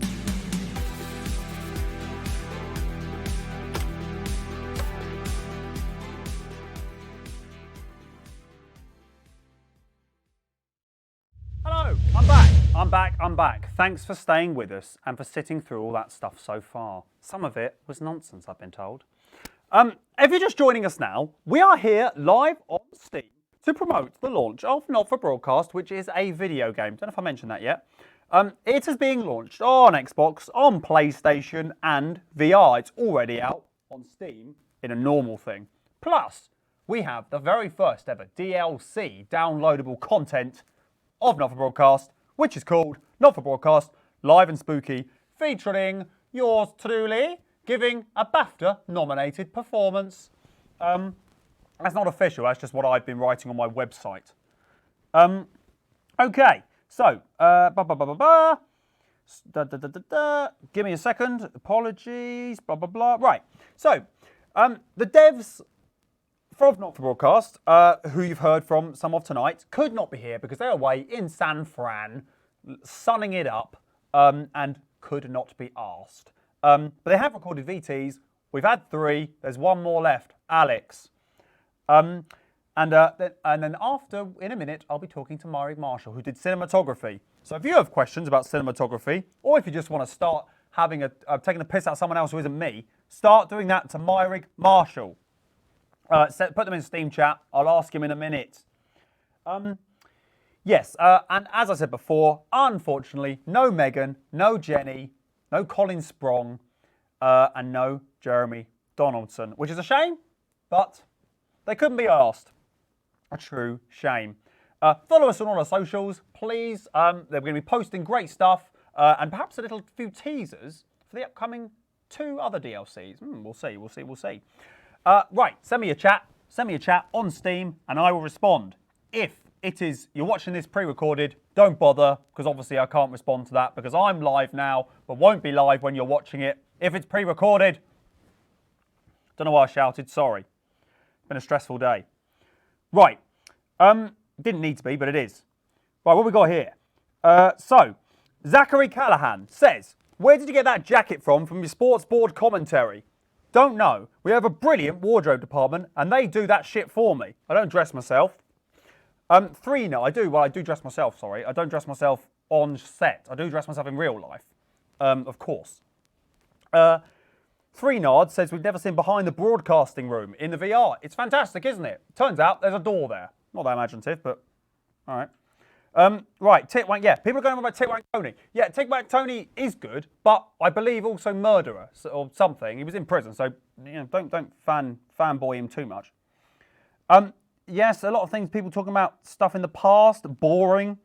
Cryptosporidium says, what grabbed me was probably the election speech. I had no idea that the game was dystopian and just thought it was a comedy game. It's not just a comedy game, there's also some bits which are serious. I'm not in them, so I haven't watched them. Cryptosporidium says, but of course it's all a lie, and what really sold the game for me was when I first looked at Patrick Bannon. I love Patrick Bannon. Right, finally, we're cutting through the BS and getting to the things people are actually saying. You're right, Cryptosporidium. I am brilliant. You should love me. Yes.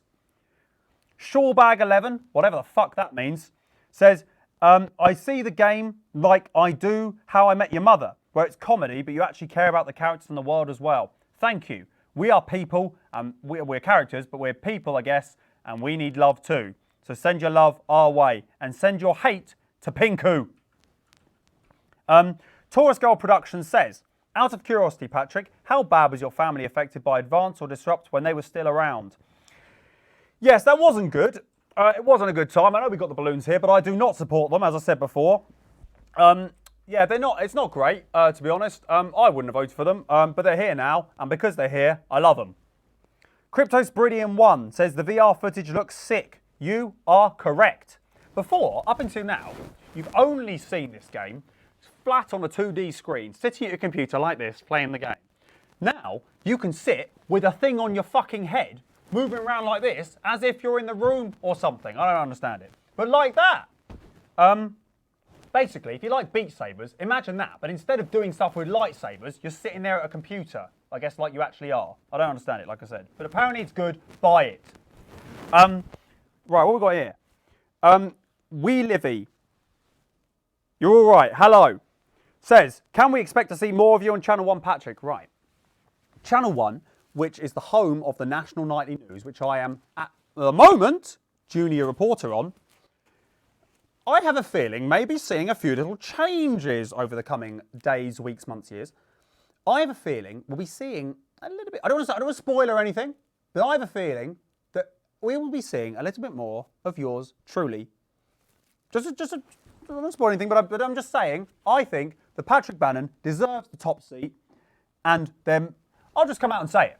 There is very likely going to be a fourth DLC. And it's going to be exactly the same base game, but it replaces me with Jeremy Donaldson. Currently, there's a petition online to have that made. It has 2. So far, people signed it. We need to get that to 2,000. And then the devs will suddenly listen and take their thumbs out of their arseholes. Right. In America. Right. What we got here? I've been told to fill a bit, which is really useful, because this whole thing is me filling a bit. But I've been told it officially, so I'll fucking do it. Taurus Girl Productions says, I'm going to stop shouting because there's no need. Taurus Girl Productions says, actually, now that I think about it, what happened to you when they supposedly replaced you with a lady? Don't understand it. Confused me when I watched that back. There was a woman doing it, but they were my name. Very confusing, and in my opinion, bad script writing. What else you got here? Patrick, you're going to be gone. No way, mate. I'm here to stay. No way, Cryptosporidium. No way. You replacing your segments with Jeremy would be an improvement. Shut up, you mug. It's not canon, there is only the OG. Yes, Cryptosporidium is talking nothing but sense. There is only one Patrick, the OG Patrick, Patrick Bannon, moi. Not any little girls, women. Don't know what you're allowed to say these days. Nothing. Someone's put an Advance, Disrupt logo. Fine. What else we got here? What is the actor of Mr. Bozeman? Don't know what you mean. In this sort of thing we're doing now, Mr. Bozeman's a real character. Robert Bozeman, Bob, Mr. Bozeman to me, my boss at Channel 1. He's the head of the news. If you're joining us now, halfway through this segment, and have absolutely no idea what's going on, we are here to promote Not For Broadcast, which is launching on a whole host of platforms. All the little logos at one of the sides, I can't remember. It's coming out on them. Buy it because it is good according to most people who leave a review. So buy that because it is good. And that is a Patrick Bannon promise. Right. We could ask Mr. Bozeman if he could give Patrick a better position. Yes, more of that. More me getting a good position. Thank you, Zachary Callahan. What else have we got? Mr. Music Man says, Patrick, I think you looked good in 2D, but you look just as good in 3D on a 2D plane. That's confusing, but thank you. You're right. I look good anywhere. You are right. I think that's basically what you're saying. You look good, and you are right. It's the first sensible thing I've seen all evening. Vinegar Vapors says, Mr. Bozeman here. Well, I'm already suspicious. In case you're wondering, I'm a very real character and played only by myself. All right. Save that crap for the RP chat thing. Picasso Piolo says, I really want a DLC where Patrick becomes a main anchor. As I said, if enough of you do it, we may do it, but probably not, because I was only joking. Wee Livy says, is not for broadcast a fictionalisation of the intrepid reporting you and Jeremy do for the National Night News. Don't know what that means. Too complicated for me to understand, because I only have a small brain. Right, we're going to wrap up now. And in a minute, I'll be chatting with somebody you all asked for, in reality nobody, Myrig Marshall, one of Not For Broadcast's many cinematographers apparently. But first, before we do that, we have a trailer for this thing I'm talking about. That is Not For Broadcast Live and Spooky. And now before, because I know his finger's hovering over the bottom, before you play this, George, I have something I want to say. Not For Broadcast Live and Spooky is brilliant. It stars me and also some other people who I don't remember the names of because I didn't talk to them after filming, but will probably be hanging around somewhere in this office, like our characters all do. It's very good. It's cheap, I think.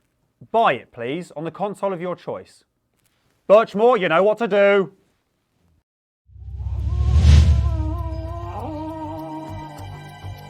Be the costume girl who sadly was found dead shortly after. Okay.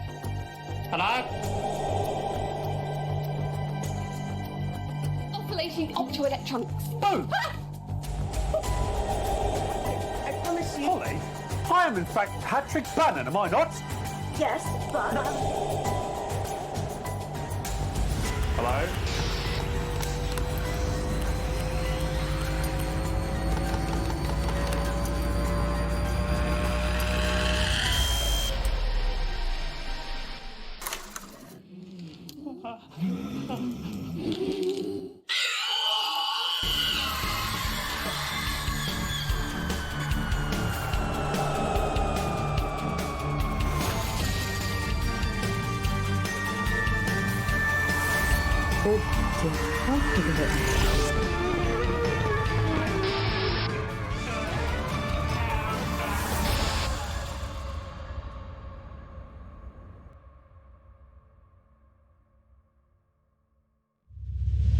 I've been told to leave a 1, then a beat, then a talk. I didn't do it because I was looking at the iPad. Hello! I'm here with this fella, Myrig Marshall, who is one of the cinematographers on Not For Broadcast. Hello, Myrig. Thanks for joining me in this room. Hello, Patrick. Hello. Thanks for addressing me as Patrick. That's correct. Myrig, who are you and what is your role at NotGames? So my name is Myrig. I have worked at NotGames more or less since the beginning. I guess primarily I'm the lead camera operator. As of recently, I've been doing some of the editing, a lot of the post-production stuff. But yeah, I started working back in episode 1 on a freelance basis. I, like a lot of people, knew Alex from drama school. So he sent me a message on Facebook Messenger, said, will you do some work for us? And that's been me in employment for a few years, which is nice. If you want to do something, do it. Dreams can come true. That's what I got from that. I'll be honest, I was half listening. Myrig, how did you get involved with NotGames? And how were the early days compared to the grandeur that is right now? Well, yeah, I guess as I said, I knew Alex at drama school, sort of passingly. We weren't in the same year group, but he asked if I'd come and do a shoot. I think it was for Sports Board when I first met you. Yeah, good shit. And yeah, I mean, after that, we were working on episode 1, which is all based out of a house, not so far from this office. But comparing then to now, it's night and day, really. I mean, it's so amazing to see how far the company has come, and so nice now to be able to say I'm a part of it as well, which is great. But yeah, I mean, it's retained a lot of the same. I think the humour's the same. I think everyone seems to really love what they do and are really grateful to be able to do it as well, which is great. Grateful for the Wonga, I reckon, probably. Yeah, that too. Myri, can you please tell us about an interesting moment from the development and keep it spoiler-free? Personally, I mean, there's been a lot. I think actually discovering the fan base, which happened during Live and Spooky, I think it was the response to the mannequin photo that was posted, and realising quite how active a fan community there was. That was quite a surprise. But for me, BAFTA nomination. It's kind of Best Actor, Patrick Bannon. yes, yes, that one. But yeah, that for me, that was amazing and awesome. I loved it. Okay. Also, well, not also, following on from that, I guess. What, Myrig, is your favourite part of specifically Not for Broadcast First DLC Live and Spooky? I actually have a small role. Didn't know where you're going with that. In Live and Spooky, I play Gavin, or more pointedly as Shu. So for me, to be able to actually be a part of the game, in the loosest sense, that was great. But also just exploring the trope that I won't say much about, but the trope that we explore in Live and Spooky, that was fun, and actually breaking out of the format of in studio and getting some more, I guess, sort of reality TV style content, moving around, running, following the action of the camera. That was really exciting. So I had a lot of fun doing that.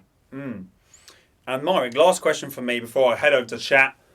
Why should somebody play Not for Broadcast? I was thinking, I knew you were going to ask me this, and I don't think there's an answer that someone else hasn't already given, but it is. Right. No, go on. It's hilarious. The writing is par excellent. The performances are all pretty solid. No, they're very good. But I think it is, as someone growing up at the sort of very much tail end of the first wave of FMV games, being able to be involved in a company that is completely revolutionising the genre is cool. And yeah, I recommend people buy the game and play it to see what I'm talking about. Yes, good plug. Right. Okay, we have one here from Steam User 1. Says, Patrick Bannon is brilliant, Myrig. Why did you not mention him when you were talking about Live and Spooky, about being the best bit of it? I feel like that's implicit. It's implicit. That's the answer to that, in case you all like me were wondering. Vinegar Vapors says, I asked earlier, but what camera system did you folks use? Yes, so from day one, I think, we've been using the Blackmagic Cinema camera system. We've got 4 Pocket 4Ks, which are very, very capable, very lovely cameras. We have used, in case dependent, we've used some GoPros, we've used some Sony cameras, but yeah, for the most part, we run with Blackmagic, which is a great system, a lot of fun to use. This isn't exactly for you, but Taurus Girl Productions has said, I wonder if Jeremy and Megan are actually tied up somewhere, and that's the reason they aren't here at the moment. Silliness, absolute silliness, and also I think technically slander. In a minute, I'm going to check that with the police, because if that's slander, I will find you based on your IP address, and I'll send them to your house to arrest you. Mr. Music Man 789 says, I can't wait to see how brave and strong Patrick is in Live and Spooky. I expect nothing but macho-ness from Patrick. Please answer his question. That he was right, probably, I think. Yeah, I mean, he has a lot to look forward to. Read between the lines. Yes. Zachary Callahan, who's removed the thing from his middle name, said, Mr. Cameraman. They forgot your name already. That's right. Forgettable. Favourite scene to shoot, or which scene do you have to reshoot the most? 2 questions there, I think. Actually, I think they were the same scene as well. Again, I'm going to avoid spoilers, but there is a very emotionally charged scene. I'm pretty sure it's episode 3. Sports board? No, it didn't. It was in studio. I think it was amid a heat wave, featuring a lot of dialogue from Jeremy Donaldson. But yeah, it felt like we were getting something quite significant on the day. It was, and yet because it was quite a long take, I think we did that one. No, tell a lie. Actually, yeah, the most takes were definitely in time loop. But episode 3 available to pre-order now. Yes, I think the bigger they get and the longer the scenes the harder they fall. Thank you, Myrig. Please send your questions in for Myrig because we're running on fumes here. And he has a lot to talk about. He doesn't look it, but he's very knowledgeable on some things. So send some things over and we'll chuck them his way, see if he can answer them. How many times, says Taurus Girl Productions, do you have to film for one broadcast day with all 4 shots? It really depends. It really depends. There are so many variables. I mean, it can. Sometimes we get it in one, and that takes, with setup, maybe 2 hours. But then we'll, good to get one for safety at least. But yes, I mean, I think if I were guessing, I think the record number of takes is in excess of 14. And when you're about 8 minutes into a 10-minute take, Painful. Yeah, Painful. you could say. Painful. Imagine that.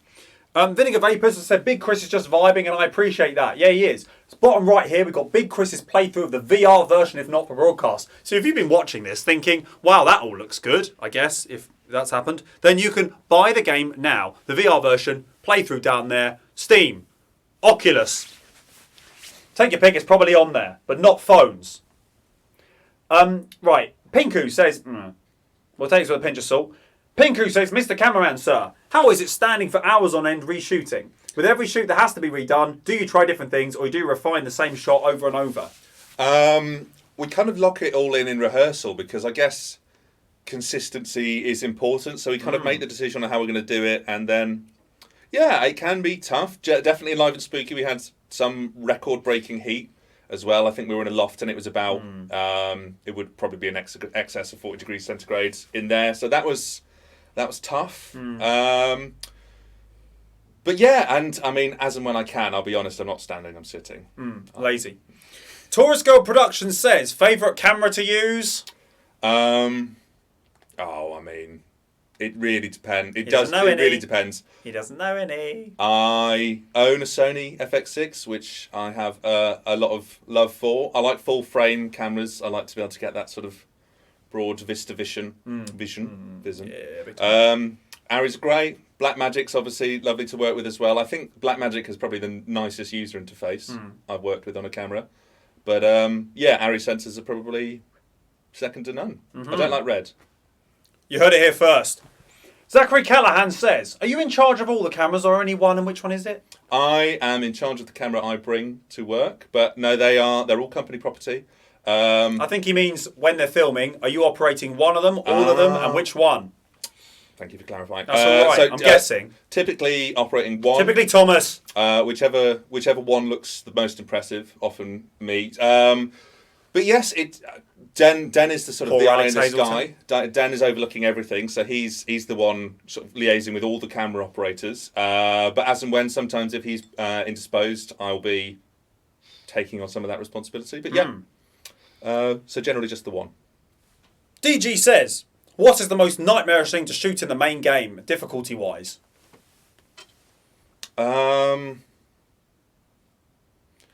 more actors, the harder. There is definitely some scenes in time loop which had a lot of bodies in a scene. Alive, by the way. Yes, that was hard. I actually remember, although it was my first shoot, I think Sportsboard was no Telethon. Right, yeah. Telethon. Telethon. Because it was so long ago and the camera equipment was different, I imagine. Yeah, it took a lot of runs, that one. But we got it. Ollie Monster 51 says, how were the cameras configured so it was perfect?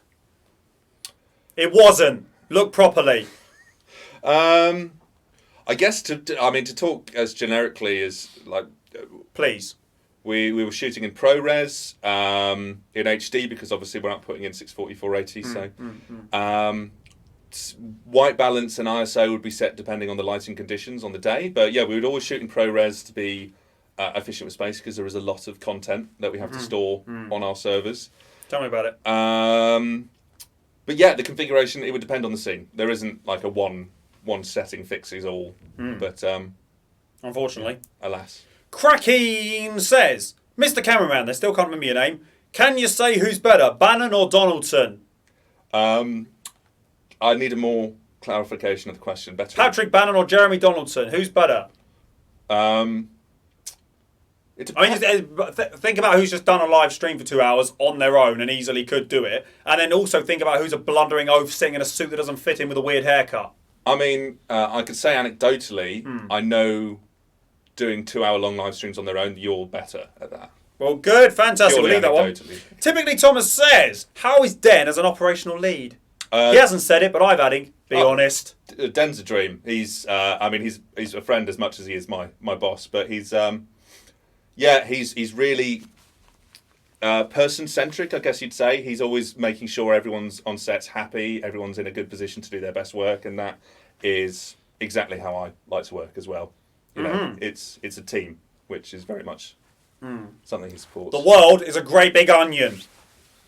Without being too spoilery, says Jammy4312, how was it filming the outside scene in the first broadcast of episode 3? There's a lot going on from where the player sees, so I can only imagine it was very busy on the day. Is that if that's the bombing? It is. I wasn't there for that, controversially. Spoiler as well. Either I was busy or I wasn't invited. Busy sitting around farting. Zentex says, what was your favourite song number to record? Which songs have they seen already? Don't know.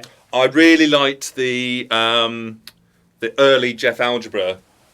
I think it was the first experience of Jeff Algebra about the importance of maths and how it's not okay to bully. I still have that song stuck in my head. I like, and it's not in the game, It's All Coming Back to Me by Celine Dion. It's one of my tops. They should have had more stuff like that in there, then I would have bought the fucking soundtrack. CryptoSporidium1 says, without spoiling the DLC, can you please give a detailed account of everything that happens in Time Loop? Thank you. No. No. He can't do that because that would be, I guess, spoiling the DLC. And we haven't... But I also think it's a joke. So much happens that there's no time. That's a spoiler as well. It is such a comprehensive and well fleshed out DLC that is very much worth purchasing. Oh, is it fleshed out? There isn't time to describe everything that happens, so I won't even try. Thank you. DJ says, favourite memory when shooting? Favourite memory? I mean, we've had a few... Take your time. We had a few raps. I'm taking my time. We've had a few raps, but I think actually just at the end of episode 1, 2 and 3, just that sense of accomplishment, because it could be really stressful and it could be really hard at times. When we realise, actually, that's it, we've got everything. And while I was working freelance, I mean, I just walk out the door as soon as the filming was done. So I felt like, yeah, that's it. Now, obviously, I've come to realise there's a lot that happens after that. But yeah, those moments where we would all just take a moment to... 4-3 and then just top and tailing it? Pretty much. Fantastic. Yeah. Mr. Music, no. Crackeen says, how is Jeremy Donaldson behind the cameras? Jeremy's lovely. He's a really nice guy. You had to think about that because the logic's a bit confusing, but yeah. Yes. Pinku says, can we ask Mr. Cameraman and crew more questions after the doc is out or for a few or what? Mr. Pinku says, can we ask Mr. Cameraman and crew more questions after the doc is out for a week or a few? If this is the doc? I don't know. I'm happy to answer any questions. I am covertly on the Discord, so if you direct any questions to the camera crew, I'll happily answer them. Okay, whatever that meant. Zachary Callahan says, I do wonder, how do the actors compare to their characters off camera? There is no distinction at all between the on Definitely not in the case of Donaldson, lazy blob. Mr. Cameraman, are there any camera-operated tips or tricks that you've worked out while filming Not for Broadcast? Thank you, W. Livy. It's a good question. Or maybe it's not. No, it is a good question. It's given me pause for thought. From the horse's mouth. I think in the case of this, and this is an unusual job as a camera operator, I've never worked making footage for a game before, but you have to, as much as you can, know everything that's about to happen and also accept that it's probably not going to happen as you expect it. So just being switched on, it sounds like a bit of a cop-out answer, but just being conscious of what's happening and responding to it dynamically. And actually spatial awareness, particularly in my case, because particularly if you've got any camera moves. You like to stand too close to us, I've noticed that. I move with a lot of inertia. You hover like a creep. Yeah. That's what the crew said. Right, we've got a few more little bits now. How hard is it when you're recording outside? It always introduces issues to film outside. Pigeons. Particularly shooting something like Not for Broadcast, which is set in a particular era and a particular setting. Things like... That era being now? Yes. But yeah, things that don't mesh with that, like vehicles and planes and members of the public, those are all introduced when you start filming outside. But inversely, you can get some really stunning footage. So, As is proven in the game, if you buy it. Thank you very much, Marig. Fantastic talking to you. like I said, I was half listening, but seemed to go down well. Now, if you're just joining us now and wonder what the hell's going on and who's this man with the hat, it's not the one you saw before. It's a different bald man with a hat. This is Myrick. That other one was Steve. We are launched. Not for Broadcast has been launched on VR, in VR, on Oculus and in Steam VR, which I think is a different thing. It's on Xbox, it's on PlayStation, and the thing we were talking about, Not for Broadcast Live and Spooky, the very first DLC for Not for Broadcast is out now. Buy that. There's also a season pass which has this and 2 more DLCs which come out to you on day of release, I assume. Right, thank you very much, Mike. As I said, pleasure talking to you. Right, in a moment, I will tell you, I will read out to you an exclusive statement from the no-show himself, Jeremy Donaldson. I'd like to see what he has to say about himself. But before that, we have our last VT from the oh-so-absent dev. This one is from Alex Patterson, one of the 4 devs. And I'm dropping down again because they told me to do this a bit seriously. Alex came up with the idea for the game and has worked tooth and nail up until now when he's gone to San Francisco and is doing nothing. And he has recorded this so that you can see it. It can go into your head. You'll remember it like a memory. This is Alex and his thoughts about the world and the people in it. I'm waffling. Play it, please. Hello, I'm Alex Patterson. I am one of the directors of NotGames, one of the creators of Not for Broadcast. It was kind of my baby, as it were. And in terms of day-to-day, I co-wrote, co-directed Not for Broadcast, and deal with a lot of the gameplay design and art. Things have changed a lot around here. Well, we weren't here. We were in Jay's living room, which was a lot of fun. It was really fun.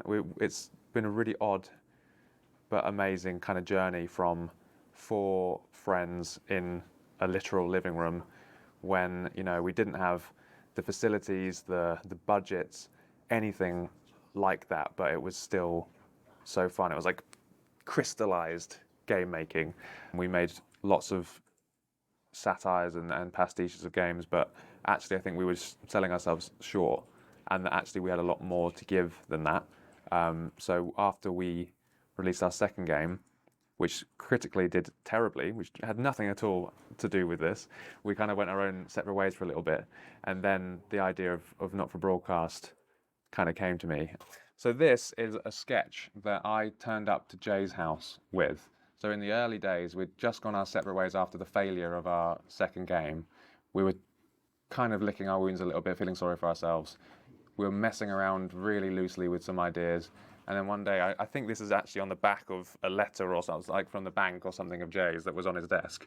And trying to explain to him this thing that was in my head, I scrawled this image. And actually, it's not that far off from what we've got, which is nuts to think about. But yeah, so this is where it started. This is how we got here. It really shows like where the kind of plate spinning ideas are. You've got like the little thing hanging out the window that you have to fix. You've got a shredder. You've got an inject. There's all the different like things. Well, originally everything. Yeah, instead of like Bozeman talking to you, you had faxes that you would read and it would tell you what was going to happen, and then you'd like shred them. But it broke. Yeah, people. Well, they didn't do it. We'd give them all the info and they would just skip it and start playing. We're like, I don't know what I'm doing. So it's like we just ended up having to actually tell people what to do so they couldn't skip it. Very early on in the development of the game, almost like the genesis of it, we imagined it as more of a plate spinning game, of a game of multitasking, and like one of the references we used was a game called Keep Talking and Nobody Explodes, which is a sort of bomb defusal game, and we imagined that the concept of trying to keep everything going, make sure that the broadcast doesn't go off the air, that you're not going into interference, all that kind of stuff was really core. That was kind of the image that we had of the game. But actually during development and through playing with loads of people, we actually discovered what's fun about the game is making TV and editing TV, which seems really, really obvious now, and feel really stupid for not knowing that. But sometimes, as in any creative project, it's really hard to see the wood for the tree sometimes. But I think that was a really important discovery, and actually I think quite a ballsy call from us actually at that time to go, oh, actually we're going to strip back, we're going to remove as much of these kind of unnecessary distractions as possible and focus on the core, just cutting cameras. And although it kind of seems like it may be a bit dull, but actually picking camera angles, there's some really immediate feedback that's fun and interesting and different. And yeah, I think doubling down on that was the right call. One of the moments that will kind of stick in my mind forever, actually, I think, is lockdown. For us, obviously, we were in the middle of trying to shoot what turned out to be the world record-winning amount of F&V content ever in a video game. But we were in the middle of trying to make a video game that involves shooting something with lots of people. Obviously, for most, I would hazard a guess, most game studios actually working from home and all that remote working really wasn't much of a big deal. And maybe obviously there were adjustments that needed to be made, but for us it was huge. So actually what happened was we were, I think, weeks out from a huge shoot which had hundreds of people all in one place, an awful lot of money riding on it. We had milestones and deadlines and all that kind of stuff. But what was amazing was that we actually really quickly pivoted and said, okay, what can we do? And we just went into full creative mode, which is such a cool thing, a cool benefit of a little creative team like this, is that we can do really quickly some really crazy and fun stuff. And so we ended up with this idea for like a lockdown special where the cast are at home and there's these ravaging toys that are on the loose and everyone's got to stay at home. And we really got to play around with a load of tropes and things that we never would have done otherwise, and that all now was released as a free update.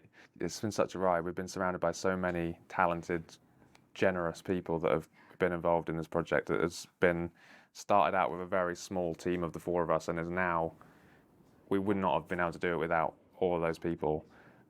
So partly there's like a lot of gratitude, I'd say, but it's super exciting. The DLC especially, I'm really excited for people to see the DLC because it's completely different and it was so fun. We spent a lot of time in the new studio and doing politics and that kind of stuff, which is awesome, and I'm really proud of it. But it's also now, 3 years later, fun to try something a bit different, take those characters that we all love and do something completely different in a different genre, mess around with the formula, really push the limits of what our shonky engine can do and break it in many cases. But I'm really excited for people to see what we've done. And the fact that it's on VR is insane. Something that we've been wanting to do from day one, that was always kind of was imagined as a VR game, is really, really cool. The fact that it's available on, I mean, I grew up as a console player playing PlayStation, so the fact that it's on PlayStation is, yeah, wow. Not for Broadcast is a game unlike any other. There's no game out there like it. It's completely original, unique mechanics. It provides an experience that you literally cannot find anywhere else. We all watch TV, we watch content, and this game really explores what it takes to make those things possible. And it's, I can't believe no one has done it, but they haven't. So yeah, if you want to know what it takes to actually create the stuff that you're watching like this right now, then play the game. And it's got a world record amount of footage in it. It's out of any game ever in the world ever. We've put the most, but we accidentally put the most video in it.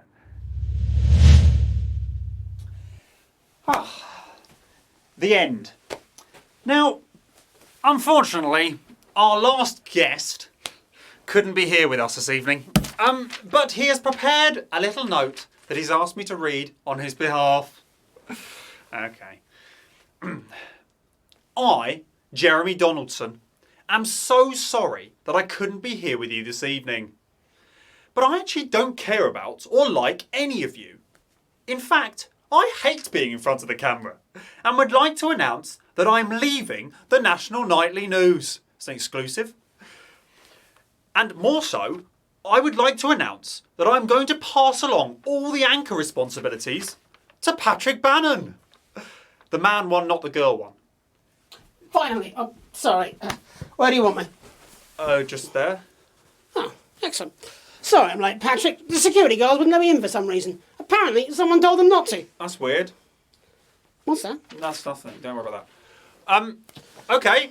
All right. I thought. Well, I'll read. We'll do these then. Okay. Mr. Donaldson. What are your favourite moments from Not for Broadcast? I haven't played it.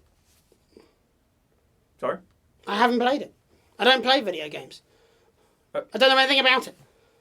Okay. Oh, right. Yeah. But no, I mean, but you watched the footage. So what do you think of the? Actually, no. I haven't watched it. I don't have a television. Sorry. So you don't have television? What do you do? I read books, Patrick.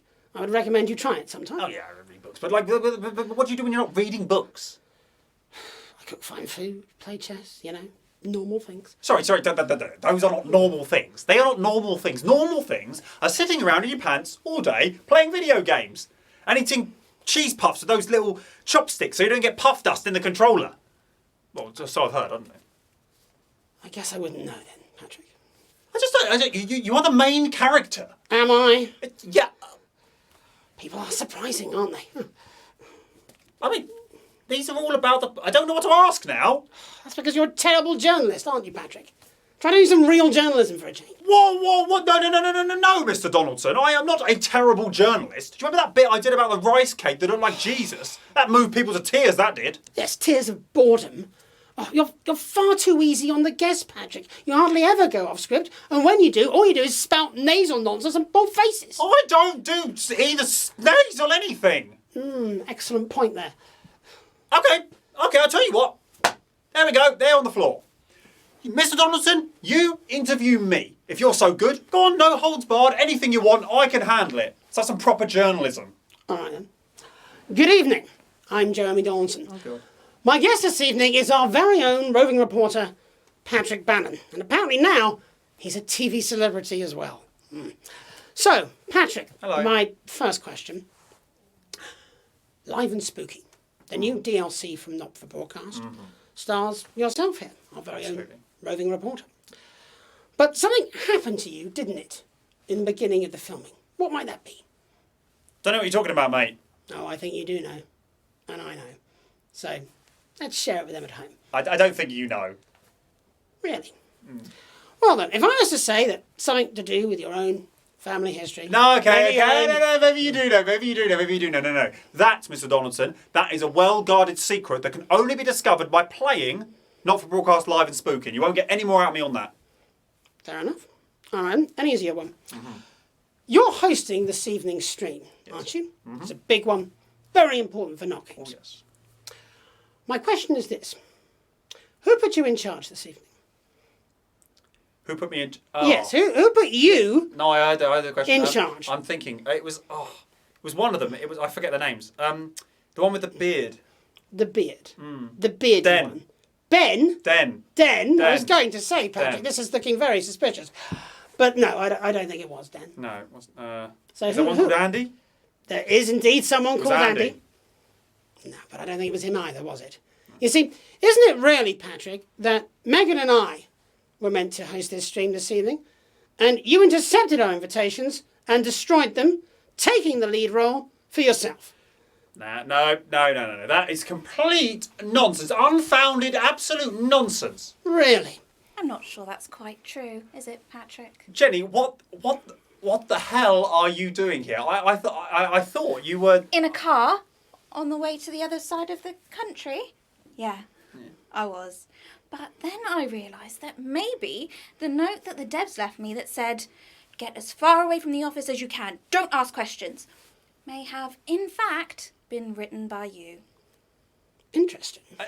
I mean, there is a lot of stuff being thrown all over the place right now. I think when the devs do get back from San Francisco, they will make you two look like a couple of fools. Well, let's see if they can make us look like fools right now, shall we? Huh?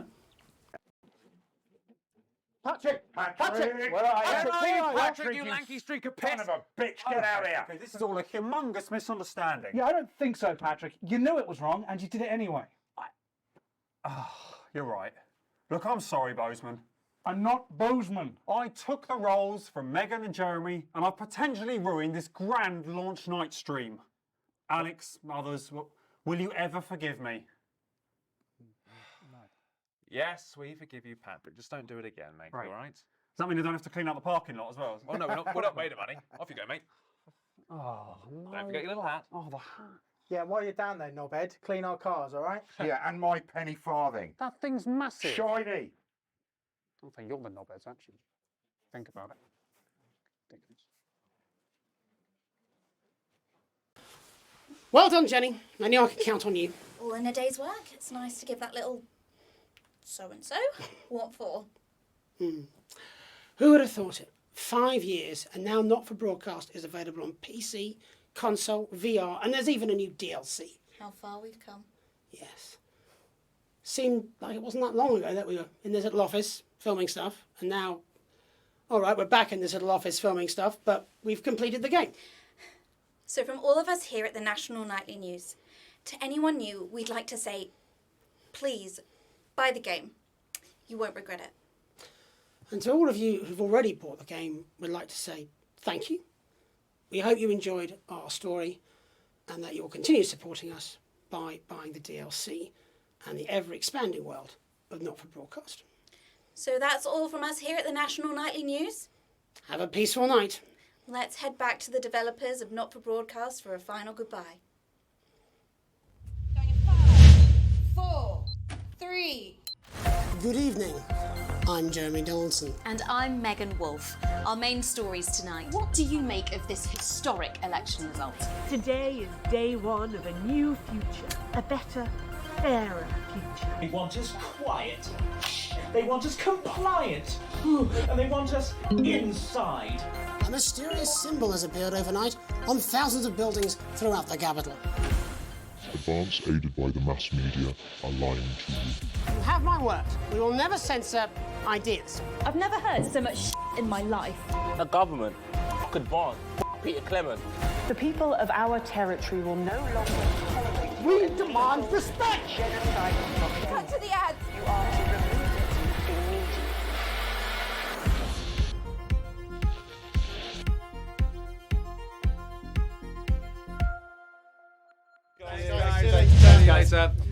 And we are back from San Francisco. Thank you for having us. It's good to be home. We missed you, but thank you for joining us. Not For Broadcast is available right now on PlayStation and Xbox, and we would love it if you could check it out. It's also in VR, on Steam VR and the Meta Quest. Awesome. What? I know. And not just that. Our first DLC, Live and Spooky, is out on PlayStation, Xbox, and Steam. We're so proud of it. It's so different from the main game. We think you're really going to love it. Go out there and try it now. And currently on sale right now is the Season Pass. There is one DLC currently up there with bits of your life and the time to follow. Please go out there, buy it, and enjoy all 3 of our DLCs. Thank you so much for spending your evening with us and for putting up with Patrick. We're really sorry that happened. It won't happen again, I'm sure. If you want to know more about us when we'll be streaming again, you can always visit our Discord, which is discord.gg/notforbroadcast. Very welcoming, friendly community run by some of the nicest mods available at a cheap price on the web. If you're new to Not For Broadcast, enjoy yourselves with the game. And if you're returning to play the DLCs, thank you so much. We love you all, and we genuinely wouldn't be here doing this crazy stuff without you. So thank you for watching, and good night. Good night, guys. See you soon. Bye. Bye.